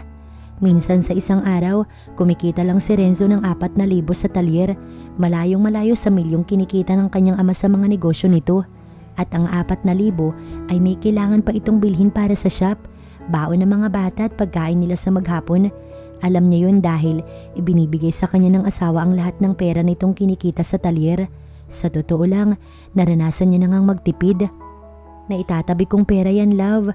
Plano ko naman talagang bumili niya noon pa, kaso nagkataong ngayon ko lang nagawa. Paliwanag nito sa kanya. Problemado siyang tumingin dito. Sigurado ka? Mahina siyang tinawanan ng asawa at pinisil ng bahagya ang tungkil ng ilong niya. Tapos na silang mamili at ready na for delivery, pero nag-aya pang kumain sa labas ang kanyang asawa. Alam kong namimiss mo ng kumain ng masarap. Hawak siya nito sa kamay dahil alanganin siyang pumasok sa loob ng restaurant. Hindi dahil nahihiya, kundi dahil nag-aalala sa perang magagastos nila. Pero makulit si Renzo at wala siyang nagawa pa. Sayang no, hindi natin kasama ang mga bata. Habang kumakain silang mag-asawa, naalala niyang bigla ang mga kapatid nito na parehong may lakad dahil sa school project. Kadalasan kasi isda at gulay yung ulam nila sa bahay, bibihira ang karne, pero sabi nga ni Jiro at Remy ay mas healthy daw naman yun kesa sa karne. Wag mo na silang alalahanin, mag-take out na lang tayo para sa kanila. Tumaas baba pa ang 2 kilay nito, tumango-tango naman siya at ipinagpatuloy ang pagkain na paminsan-minsan sinusubuan pa siya ng asawa. Hindi niya tuloy maiwasang mapangiti sa ginagawa nito. May itinatago kasing kaswitan ng lalaki. Pagdating sa bahay ng mga bata kinahapunan, tuwang-tuwa sa nakitang malaking TV. Sa tuwa'y niyakap ng 2 si Renzo at nagpasalamat din sa kanya. Naayon pa sa 2, simula nang dumating siya sa bahay na yun, naging maayos lalo ang lahat. Mababaw lang naman talaga ang kaligayahan ng magkapatid. Pansin niya lang, masarap na ulam sa hapag ay sapat na sa 2. Di tulad niya noon na walang kakontentuhan sa sarili. Napakarami niyang mamahaling damit at sapatos na sa loob ng kanyang cabinet na hindi pa nga niya na isusuot. Ang iba'y galing pa sa ibang bansa. Samantalang sina Jiro at Remy, luma na ang mga sapatos at uniform pero hindi pa napapalitan. Kung sana mayaman siya at baka ipag-shopping niya ang mga ito. Simula nang itakwil siya ng ama, kansilado lahat ng kanyang mga cards. Pero wala naman siyang naririnig na reklamo sa mga ito. Tanggap ng 2 ang kahirapan. At sabi nga ni Remy, magsisikap ito sa pag-aaral balang araw upang matulungan ng kapatid. Patulog na sila ng gabing yun nang may tumawag mula sa labas ng bahay. Kilala ni Renzo ang boses na yun at iyon nga daw si Mang Kadoy na kapitbahay nila. Kasama siyang lumabas ni Renzo upang magtanong. Noon na pa nga siyang binati nito ng magandang gabi. Ano bang sa atin, Mang Kadoy? Tanong ni Renzo. Nasiraan ako galing bayan. Kung hindi sana nakakahiya, pwede ka bang maabala sandali? Alanganin pa nitong Saad, sinulyapan pa nga siya. Okay lang ba, Micaela? Si Renzo po yung bahala. Tugon niya na lang na napasulyap sa asawa. Hindi kasi nito binuksan ang shop kanina, kaya alam niyang kapag linggo, marami pa rin customer na gustong magpaayos kina Renzo. Dahil nga mahirap ang daan papasok at palabas, ay madalas nasisiraan ang sasakyan ng mga dumadayo rito. At dahil naawa naman ng asawa, sumama ito kay Mang Kadoy kung saan tumirik ang sasakyan. Pupuntahan pa ni Renzo ang mga gamit nito sa talyer, kaya malalim na ang gabi ay hindi pa nakakabalik ang asawa. Ilang beses na siyang lumabas sa kwarto upang silipin ito sa bintana. Tulog na ang mga bata pero heto't gising pa siya. Malambot naman sana ang higaan pero ba't ganun? Iniisip niya si Renzo. Nag-aalala ba siya sa asawa? Pasado 10:00 na ng gabi at halos 2 oras na siyang naghihintay kay Renzo bago may marinig na tahol ng aso mula sa kabilang bahay. Dinig niya rin ang paghinto ng isang jeep na huminto sa kanilang harapan. Sumilip pa siya sa bintana upang siguruhin ang asawa niya ngayon. Napangiti na siya nang masilayan ito sa dilim papasok sa kanilang bahay. Renzo! Nagmamadali na siyang lumabas. Galak niyang sinalubong ang asawa na gustong yumakap. Ba't gising ka pa? Taka nitong tanong. Natigilan siyang hindi maamin na iniintay niya talaga ito at hindi siya makatulog na wala pa ito sa bahay. Alam ko na mismo ko no. Pilyo nitong ngiti. Hindi Depensa niya agad. Natatakot ako sa kwartong mag-isa. Sabay bawi ng tingin niya rito. Okay, sabi mo eh. Naramdaman na lamang niyang inakbayan siya nito at iginiya papasok sa loob ng bahay. Lihim siyang napangiti sa ginawa ni Renzo at natuon ang atensyon niya sa kamay nitong nasa balikat niya. Hindi niya na nga napansin ang kinukwento nitong nangyari sa pag-aayos ng jeep ni Mang Kadoy. Nang marating nila ang kwarto, kumuha ito ng towel at dumiretso sa banyo upang maglinis ng katawan. Tsaka lang napanatag ang loob ni Micaela ngayong alam niyang nasa bahay na ang asawa. Katunayan, nakatulog siya kaagad at hindi na namalayan ang pagpasok ni Renzo sa loob ng kanilang silid. Natigilan naman si Renzo nang makitang tulog na ang asawa matapos magpunas. Nangingiti siyang ito'y pinagmasdan. Kalaunan, maraan siyang lumapit sa asawa nang mapatitig sa mamula-mula nitong labi. Parang may nag-uudyok sa kanyang halikan ito. Kung gagawin ba niya magagalit kaya ang asawa? Siguro naman hindi dahil nararamdaman niyang mahal na siya nito. Hinawi niya ang mahabang buhok nito at marahang inilapit ang muka. Gustong-gusto niya ang natural nitong amoy at ang simple nitong ganda na hindi nakakasawang titigan. Micaela, mahal na mahal kita. Sana mapatawad mo ko. Pasensya na kung ginamit kita para sa pera. Sana hindi pa huli ang lahat para bawiin ko yun. Ikaw na ang pinakamahalaga sa akin ngayon. Walang katumbas na halaga ang siyang nararamdaman ko kapag kasama kita. Bulong ng utak ni Renzo, tsaka niya dinampian ng halik sa labi ang asawa. Nagulat marahil ito at agad nagising. Palibhasa, mababaw lang itong matulog. Renzo? Usal nito sa pangalan niya sa paus na boses ng mapadilat. Tila ba kay sarap pakinggan, dama niya ang kakaibang init na gumapang sa kanya nang hawakan siya nito sa pisngi. Alam niyang wala sa kasulatan nila ng doon na pakikialaman na niya yung anak nito pero hindi niya kayang supili ng nararamdaman. Matapos ang ilang segundong nag-usap ang mga mata nila ni Micaela at nang maramdamang hindi ito tututol sa anumang gusto niyang gawin ay tinawid niya ang katiting na pagitan ng mukha nila upang siilin ito ng maalab na halik sa labi. Bahala na. Sa gabing iyon, kinalimutan ni Renzo ang pangako sa mga magulang ni Micaela. Pinakailamanan niya ang murang katawan nito. Nadarang siya sa ngalan ng pag-ibig at nangako sa sarili na hindi hahayaan pang makawala sa kanyang asawa kapalit lamang ng pera. Good morning. Paggising ni Micaela, nagulat siya kay Renzo. May itinago itong kung ano sa likuran. Kumilos siya upang bumangon pero pinigilan siya ng mapangiwi. Oo nga pala, first time nilang nag-honeymoon ni Renzo kagabi. Masakit man ang gitnang bahagi ng kanyang katawan, may mas masarap naman siyang pakiramdam ngayon. Ganito pala ang totoong in love, parang ang saya ng paligid.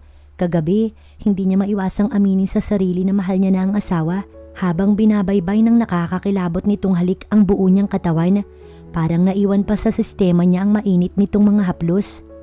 Ano yan? Kinikilig niyang tanong habang sinisilip ang hawak nito sa likuran. Ang ganda ng ngiti ni Renzo nang ilabas ang kulay dilaw at malaking bulaklak habang inaabot sa kanya. Hindi nga niya kilala ang bulaklak na yun pero sobrang na-appreciate niya. Iba ang pakiramdam na galing kay Renzo ang mga bulaklak na yun kahit hindi naman yun mamahalin. Hindi man si Renzo ang unang nagbigay sa kanya ng bulaklak pero kay Renzo niya naramdaman ang tunay na kilig habang hawak yun. Pasensya na, pinitas ko lang dyan yan sa daan. Salamat Renzo. Kinabig niya pahiga ang asawa tsaka niyakap. Dama niya ang mabigat nitong katawan na napakasarap sa kanyang pakiramdam. Hinagkan siya nito sa noo sa pisngi hanggang sa kanyang mga labi.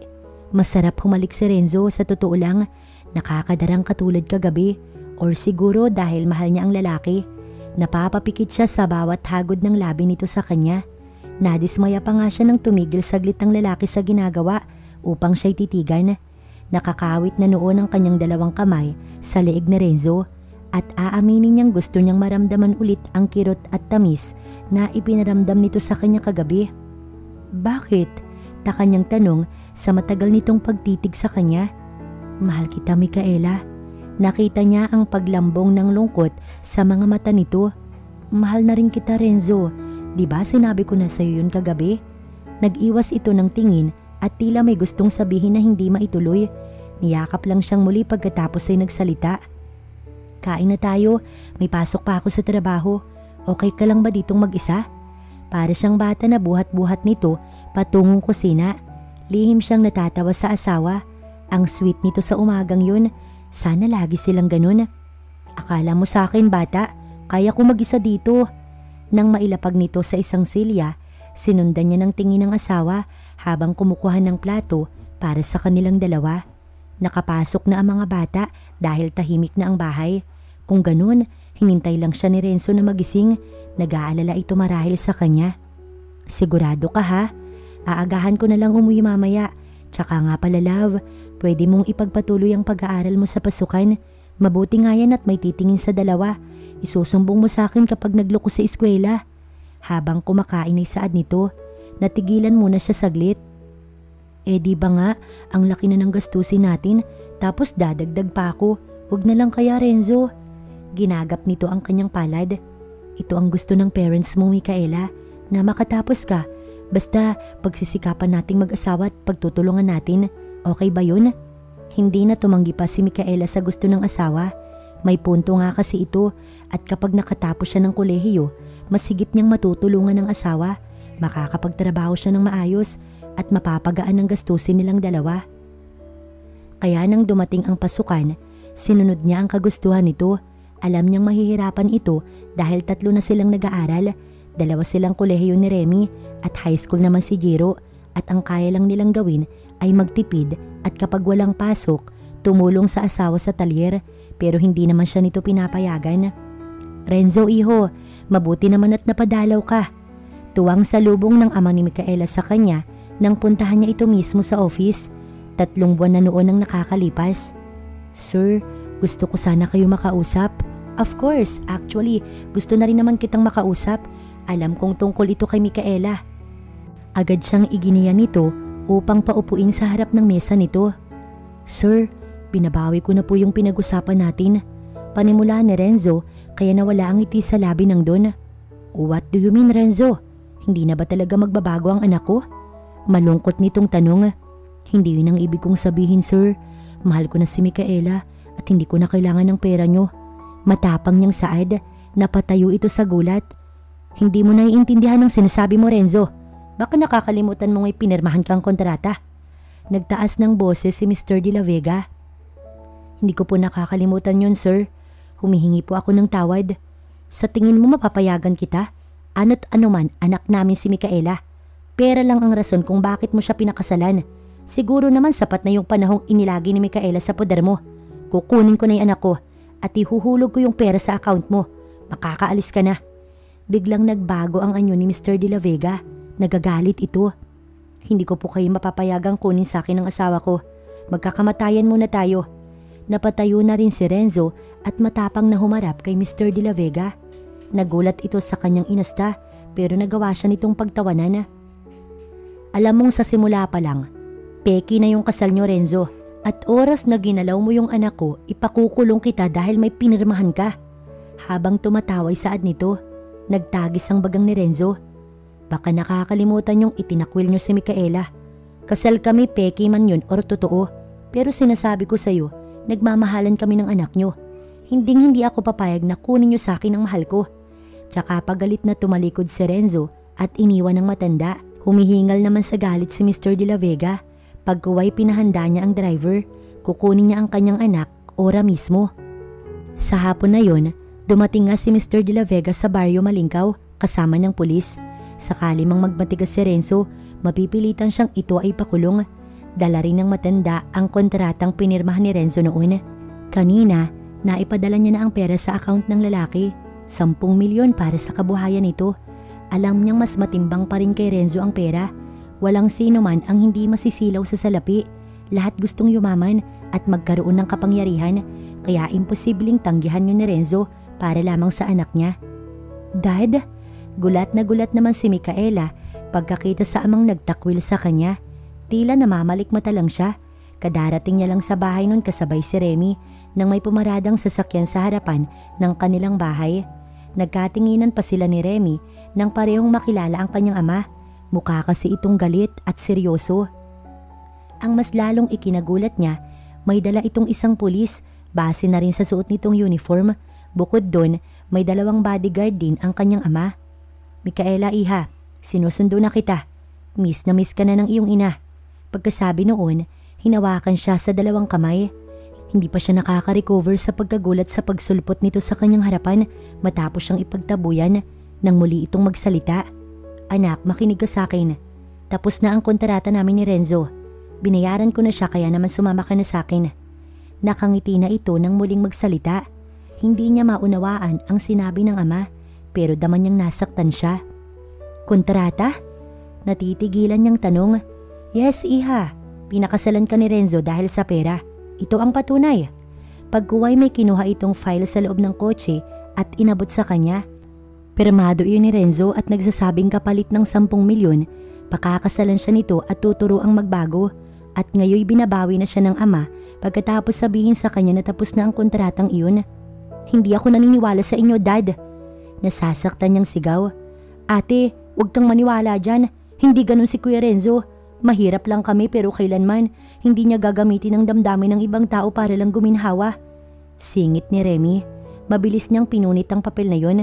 Tama ang kapatid ng asawa. Nakita niya kung gaano kabuting kapatid ang asawa. Nakita niya kung gaano ito nagsikap para sa kanila, lalo na ngayong nagdadalang tao siya. Totoo man yun or hindi, wala na siyang pakialam pa. Mas mahalaga sa kanya ang nararamdaman nilang pareho ng asawa. I'm sorry, Dad. Hindi ako sasama sa inyo. Buntis ako't magkakaapo na kayo. Kung kaya hayaan nyo na kaming 2 ni Renzo. Matigas niyang saad. Sa sinabi niya, nagalit ang anyo nito. Agad sinenyasan ng 2 kasamang tauhan na hawakan siya't isakay sa kotse pero nagpumigla si Micaela. Bitawan niyo ako. Hindi ako sasama sa inyo. Dad, please. Pagmamakaawa niya dahil malakas ang 2 lalaking may hawak sa kanya at halos buhatin siya pasakay sa loob ng sasakyan. Maawa na po kayo kay Ate Micaela. Baka mapano siya. Sigaw ni Remy na walang magawa dahil hawak siya ng ama nito. Hindi niya matulungan ng babae. Nang maipasok ng 2 lalaki si Micaela sa sasakyan, nagmamadaling isinara ang malaking pinto. Dad, please, hayaan niyo na ako makasama si Renzo. Gagawin ko lahat ng gusto niyo. Kalampag ni Micaela sa bintana ng kotse habang nagmamakaawa. Namamalisbis ang luha nito. Hindi kaya ng babae na mawalay siya sa asawa pero hindi ito pinakinggan ng kanyang ama.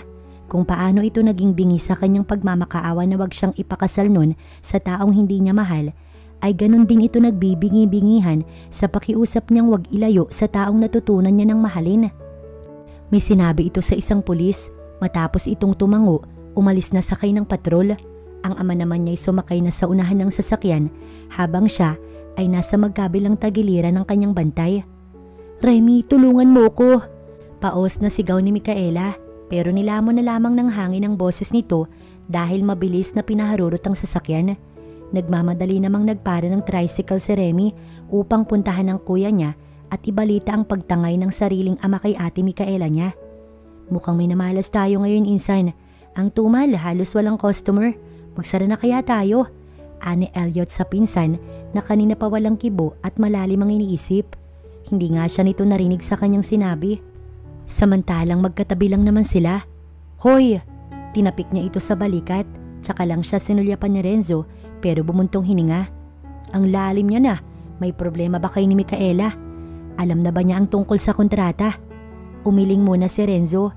Alam ng pinsan niya ang tungkol sa kanila ni Micaela kaya pati ito nag-aalala sa kanya. Payo nga ni Elliot, ipagtapat niya na ang lahat sa asawa bago pa nito malaman mula sa sariling ama. At iyon ang malalim niyang pinag-iisipan.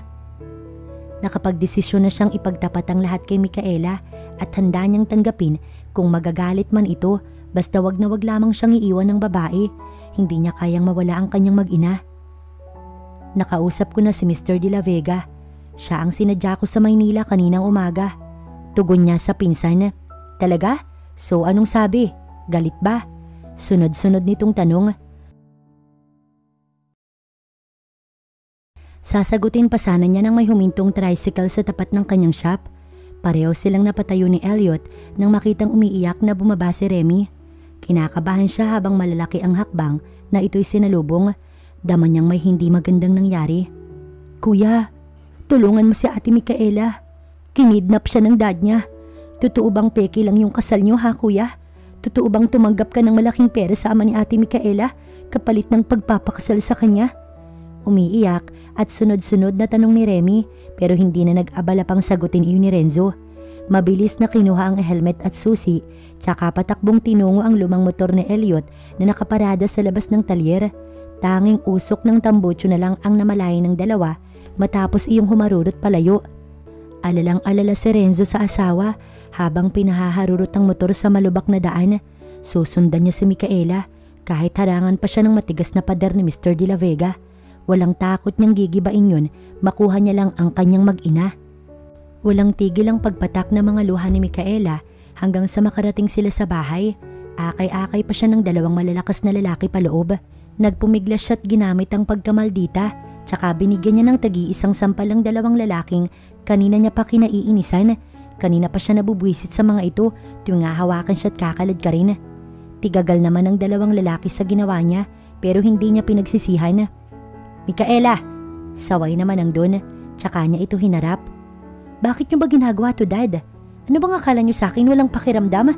Pinakasal niyo ko sa taong hindi ko mahal, pagkatapos itinakwil. At ngayon, gusto niyo akong bumalik sa inyo na parang walang nangyari? Puno ng hinanakit niyang saad. Bakit ba ginagawa siya nitong manhid? Dahil yun ang totoo. Pera mo lang ang kailangan ni Renzo. Umiling-iling siya. Hindi yun ang pagkakakilala niya sa kanyang asawa. Mahal ako ni Renzo. Siguro nung una, pera lang yung dahilan kaya niya ako pinakasalan. Subalit nagbago yun nang maramdaman niyang mahal niya na ako. Dad, maniwala kayo sa akin.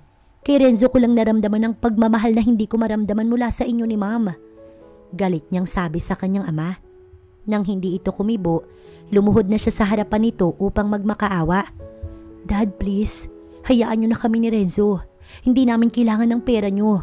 Sa inyo na lahat yan. Si Renzo lang ang kailangan ko, ang ama ng anak ko. Please, alang-alang sa apo niyo. Hayaan niyo na kaming magsama, Dad. Pagmamakaawa ni Micaela. Pero sa halip na pakinggan siya nito, iniwan siyang umiiyak at nakaluhod. Naramdaman na lamang niyang itinayo siya ng kanyang ina, pagkuway niyakap at pinahid ang kanyang mga luha. Dito siya sunod-sunod na nagmakaawa. Ma'am, please, kausapin niyo si Dad. Buntis ako't kailangan ko si Renzo. Iyak niya sa kanyang ina. Tama na anak, don't worry. Kakausapin ko yung daddy mo, okay? Kung totoong buntis ka, hindi makabubuti sa'yo ang umiyak. Baka mapano ang apo ko. Pinahid na nito ang kanyang luha bago siya mahigpit na niyakap at hinagod ang kanyang likod. Sa sobrang saya sa sinabing iyon ng ina, yumakap din siya ng mahigpit dito't nagpasalamat. Kahit papaano, napanatag ang kanyang kalooban. Hinatid siya nito sa kanyang silid at nagpahanda din ito kay Inday ng pagkain para sa kanya, tsaka nagpaalam na kakausapin ng kanyang ama. Habang si Renzo naman, hinarang kaagad ng dalawang security guard pagdating sa mansyon ng mga De La Vega. Micaela, nandito na ako. Kukunin kita.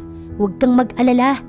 Sigaw ni Renzo sa labas, pero dahil ilang metro ang layo ng malaking bahay mula sa gate, hindi narinig ng babae ang kanyang sigaw.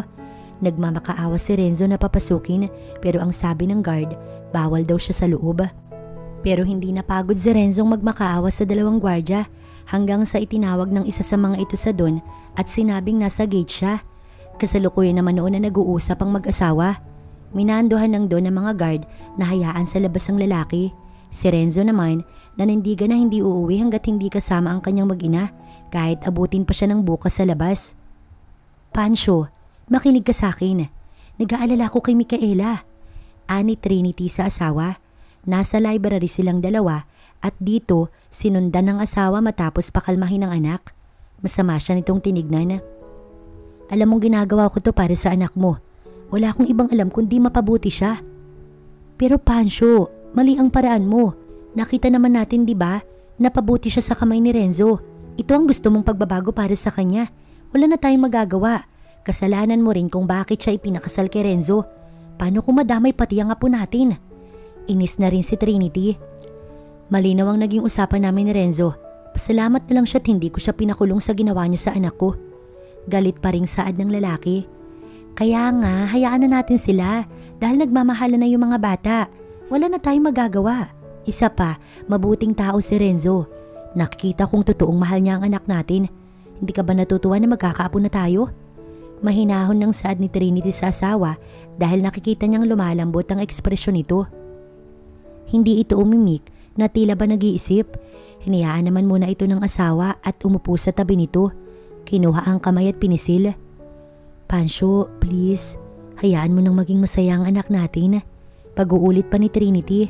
Tumingin ito sa gawin niya pero walang nanulas sa bibig habang siya naman nag-iintay sa sagot nito. Si Renzo nakatingin sa mataas na gate at pinag-iisipan kung paano iyon papasukin. Isinara na muli ng guard ang gate na yun nang sabihin ng doon na wag siyang papapasukin. Ayaw niyang gumawa ng dahas, baka ikatakot ni Micaela at maapektuhan ng pinagbubuntis nito. Malalim na ang gabi at napagpasyahan niyang matulog na lamang sa labas. Umupo muna siya sa motor nang maramdamang nangangalay na dahil hindi niya na mabilang ang oras na nakatayo siya. Alam niyang papasok sa opisina bukas si Mr. De La Vega at kakausapin niya ito. Kapag hindi pa rin siya binigyan ng maayos na sagot, kikidnapin niya si Micaela katulad ng ginawa nito sa kanyang asawa. Pagkalipas pa ng ilang minuto, bumukas ang malaking gate. Mabilis siyang lumapit sa gwardya. Pumasok na daw po kayo, sabi ni Mr. De La Vega at gusto kayo makausap. Ang sabi ng isang guard. Talaga? Napangiti siya. Biglang napawi ang pag-aalala at nagkaroon ng pag-asa. Ayaw mo yata. Nakangiti na rin ang guard. Kaya patalo na siyang pumasok sa malawak na gate. Sa bukana naman ng malaking pinto papasok sa loob ng mansyon. Naghihintay sa kanya ang dalawang biyanan. Seryosong nakatingin sa kanya. Renzo, gaano mo kamahal ang anak ko? Tanong ni Mr. De La Vega. Sobrang mahal na mahal, sir. Nakahanda akong ibuwis ang buhay ko para sa aking mag-ina. Tugon naman niya. Naramdaman niyang tinapik siya nito sa balikat. Sige, kausapin mo na yung anak ko sa kwarto niya. Tsaka inilahad sa kanya ang matarik na hagdan patungo sa second floor ng bahay kung saan naroon ang silid ni Micaela. Salamat, sir. Nagawa niya pa itong kamayan at tanguan ng ina ni Micaela bilang paggalang, tsaka malalaki ang hakbang na tinungo ang silid ng na-miss niyang asawa.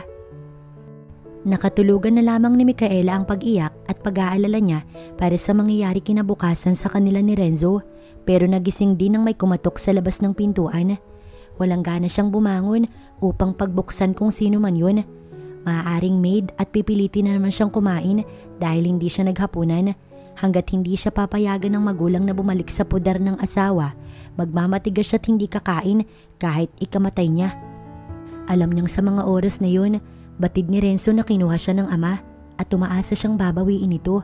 Ano na naman ang kailangan? Natigilan siya sa pagsasalita nang makita si Renzo na nakatayo sa labas ng kanyang silid. Micaela, sambit nito sa kanyang pangalan na tagad siyang nilapitan at kinabig upang yakapin. Naghahabulan agad ang kanyang mga luha na gumanti ng yakap sa asawa. Hindi niya alam kung paano ito nakapasok sa bahay na yun. Ganong alam niya na may gwardya sa gate, pero isa lang ang mahalaga sa kanya ngayon. Magkasama na sila ni Renzo at hindi na maghihiwalay pa. Renzo, hikbi niya na ayaw nang kumawala sa pagkakayakap dito. Hinahaplos-haplos nito ang buhok niya hanggang sa may likod upang tumahan sa pag-iyak at pinahid din nito ang kanyang mga luha. At saka siya dinala sa gilid ng kama at kapwa sila umupuron upang mag-usap. Paano ka nakarating dito? Hinawakan niya ang asawa sa mga kamay. Halatang galing pa ito ng talyer dahil hindi pa nakapagbihis ang asawa. Ang totoo, kanina pa ako sa labas niyo. Kaso nga lang ayaw akong papasukin ng mga gwardya. Paliwanag ni Renzo. Kung ganoon, paano ka nakapasok? Pagtataka niyang tanong. Ngumiti ito't niyakap siyang muli. Malaya na tayo, love. Hindi na tayo maghihiwalay. Puno ng kaligayahan itong saad at pareho silang nabunutan ng tinik sa dibdib. Kasunod ay pinaliwanag nito sa kanya kung paano pumayag ang kanyang mga magulang para sa kanilang dalawa. Naniniwala ang mga itong magiging masaya siya sa piling ni Renzo. May sinabi ka ba kay Dad para magustuhan ka niya? Curious na tanong ni Micaela sa asawa. Magkatabi na sila ni Renzo sa ibabaw ng kanyang kama dahil pinayagan itong dito magpalipas ng gabi sa kanila at bukas na nga lang daw sila bumalik sa Malingkaw. Nakaunan siya sa braso nito habang yakap siya ni Renzo. Sinabi ko lang na handa kong ibuwis ang buhay ko para sa'yo't sa anak ko. Seryosong tugon ni Renzo dahil yun naman ang totoo. Napangiti si Micaela. Thank you Renzo, dahil pinakita mo kina ma'am at dad na mahal mo ko. Sinundan mo ko dito kaya bilang premyo. Nanunodyo si Micaela at hinalikan sa labi ang asawa. Ang lawak tuloy ng ngiti ni Renzo pagkatapos. At dahil ginalit mo yung leon, humanda ka ngayon. Tsaka siya nito marahang hinalikan sa labi. Gumanti naman kaagad si Micaela ng halik hanggang sa naging maalab ang halikan ng dalawa at nauwi sa mainit na tagpo. Kinabukasan, kapwa sila maagang gumising mag-asawa upang bumalik sa Baryo Malingkaw. May pasok na siya sa school at si Renzo naman ay sa talyer. Renzo, pinauubaya ko na sa iyo ang anak ko Tapo. Wag mong pababayaan na mag-ina mo. May tiwala ako sa iyo. Ani Don Pancho habang nag-aalmusal sila sabay-sabay sa hapag. Wag ho kayo mag-alala, hindi ko sila pababayaan. Pangako. Tugon naman ni Renzo sa seryosong boses. Tumango ang Don at nginitian ng dalawa. Renzo, iho, gusto ko sanang pakasalan mo yung anak ko pagdating niya sa tamang edad. Alam naman nating peke ang kasal nyo na yun. Singit naman ni Doña Trinity. Bumaling naman si Renzo sa ginang. Yun naman po talaga ang plano ko, ma'am. Tugon naman ito't ngumiti ang babae. Tawagin mo na akong mami. Total naman ay parang anak na rin kita. Nakangiti pang saad nito. Noon pa man gusto na kita para sa aking anak. Magalang at responsabling tao. Napahanga mo ko sa pagtataguyod mo sa dalawa mong kapatid. Kaya nga panatag ang loob ko noon ng kunwaring itakwil ni Pancho itong anak namin. Nakangiting wika ng Donya. Hindi naman pala siya totoong itinakwil ng ama. Naisip ni Micaela kundi bahagi iyon ng plano para sa kanyang pagbabago. Ngayong nalaman niya ang totoo, napatunayan niyang mahal siya ng kanyang mga magulang na hindi hinangad ng mga ito na mapasama siya at malaking bagay na nahulog ang loob niya. Dahil kay Renzo, namulat siya sa hirap, natuto siyang magpahalaga ng bawat perang pinaghihirapang kitain. Matapos nilang mag-almusal, bumalik kaagad sila ng probinsya, sakay ng lumang motor ni Elliot. Tinanggihan kasi ni Renzo ang sasakyang binibigay ng kanyang ama para safe daw ang kanilang maging biyahe, lalo't buntis siya. Pero ang sabi ni Renzo, hindi nito hahayaang may masamang mangyari sa kanilang anak. Ipinagpatuloy ni Micaela ang kanyang pag-aaral habang siya ay nagbubuntis. At dahil totoong ipinagkaloob ng ama ang pera kay Renzo, ginamit naman iyon ng maayos ni Renzo para sa talyer dahil tulong na lamang daw iyon ng kanyang ama sa kanilang mag-asawa. Nang manganak, tsaka lamang siya pansamantalang huminto sa pag-aaral upang siya na mismo ang mag-alaga sa kanilang anak ni Renzo. At pagkalipas ng 2 taon, tsaka sila muling nagpakasal sa simbahan dito lamang sa kanilang lugar. Itinuring na nila itong pangalawang kasal kahit peke noong una ay nagsilbing daan naman yun para mabuksan ang damdamin nila sa isa't isa. Tsaka naman niya ipinagpatuloy ang pag-aaral. Total naman, 2 taon na ang anak niyang si Kyle. Nang makagraduate si Micaela, sinimulan niyang mag-aral sa pagpapatakbo ng company ng ama niya dahil siya ang hahalili dito balang araw. Kaya naman sa ngayon ay dito na sila naninirahan ni Renzo sa Manila kung saan nagpatayo ng isa pang branch ang kanyang asawa at si Elliot naman ang namamahala ng shop nila sa probinsya. Buwan-buwan pa rin silang umuwi upang bisitahin ang mga kapatid nito sa probinsya na may kanya-kanya na ring trabaho.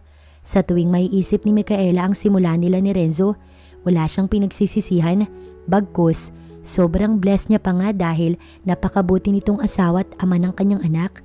Kaya naman masaya silang nagsama ni Renzo sa piling ng kanilang 2 supling dahil pagkatapos ng panibagong taon, nagsilang siya ng baby boy kasabay ang pangako nila sa isa't isa na magmamahalan habang buhay.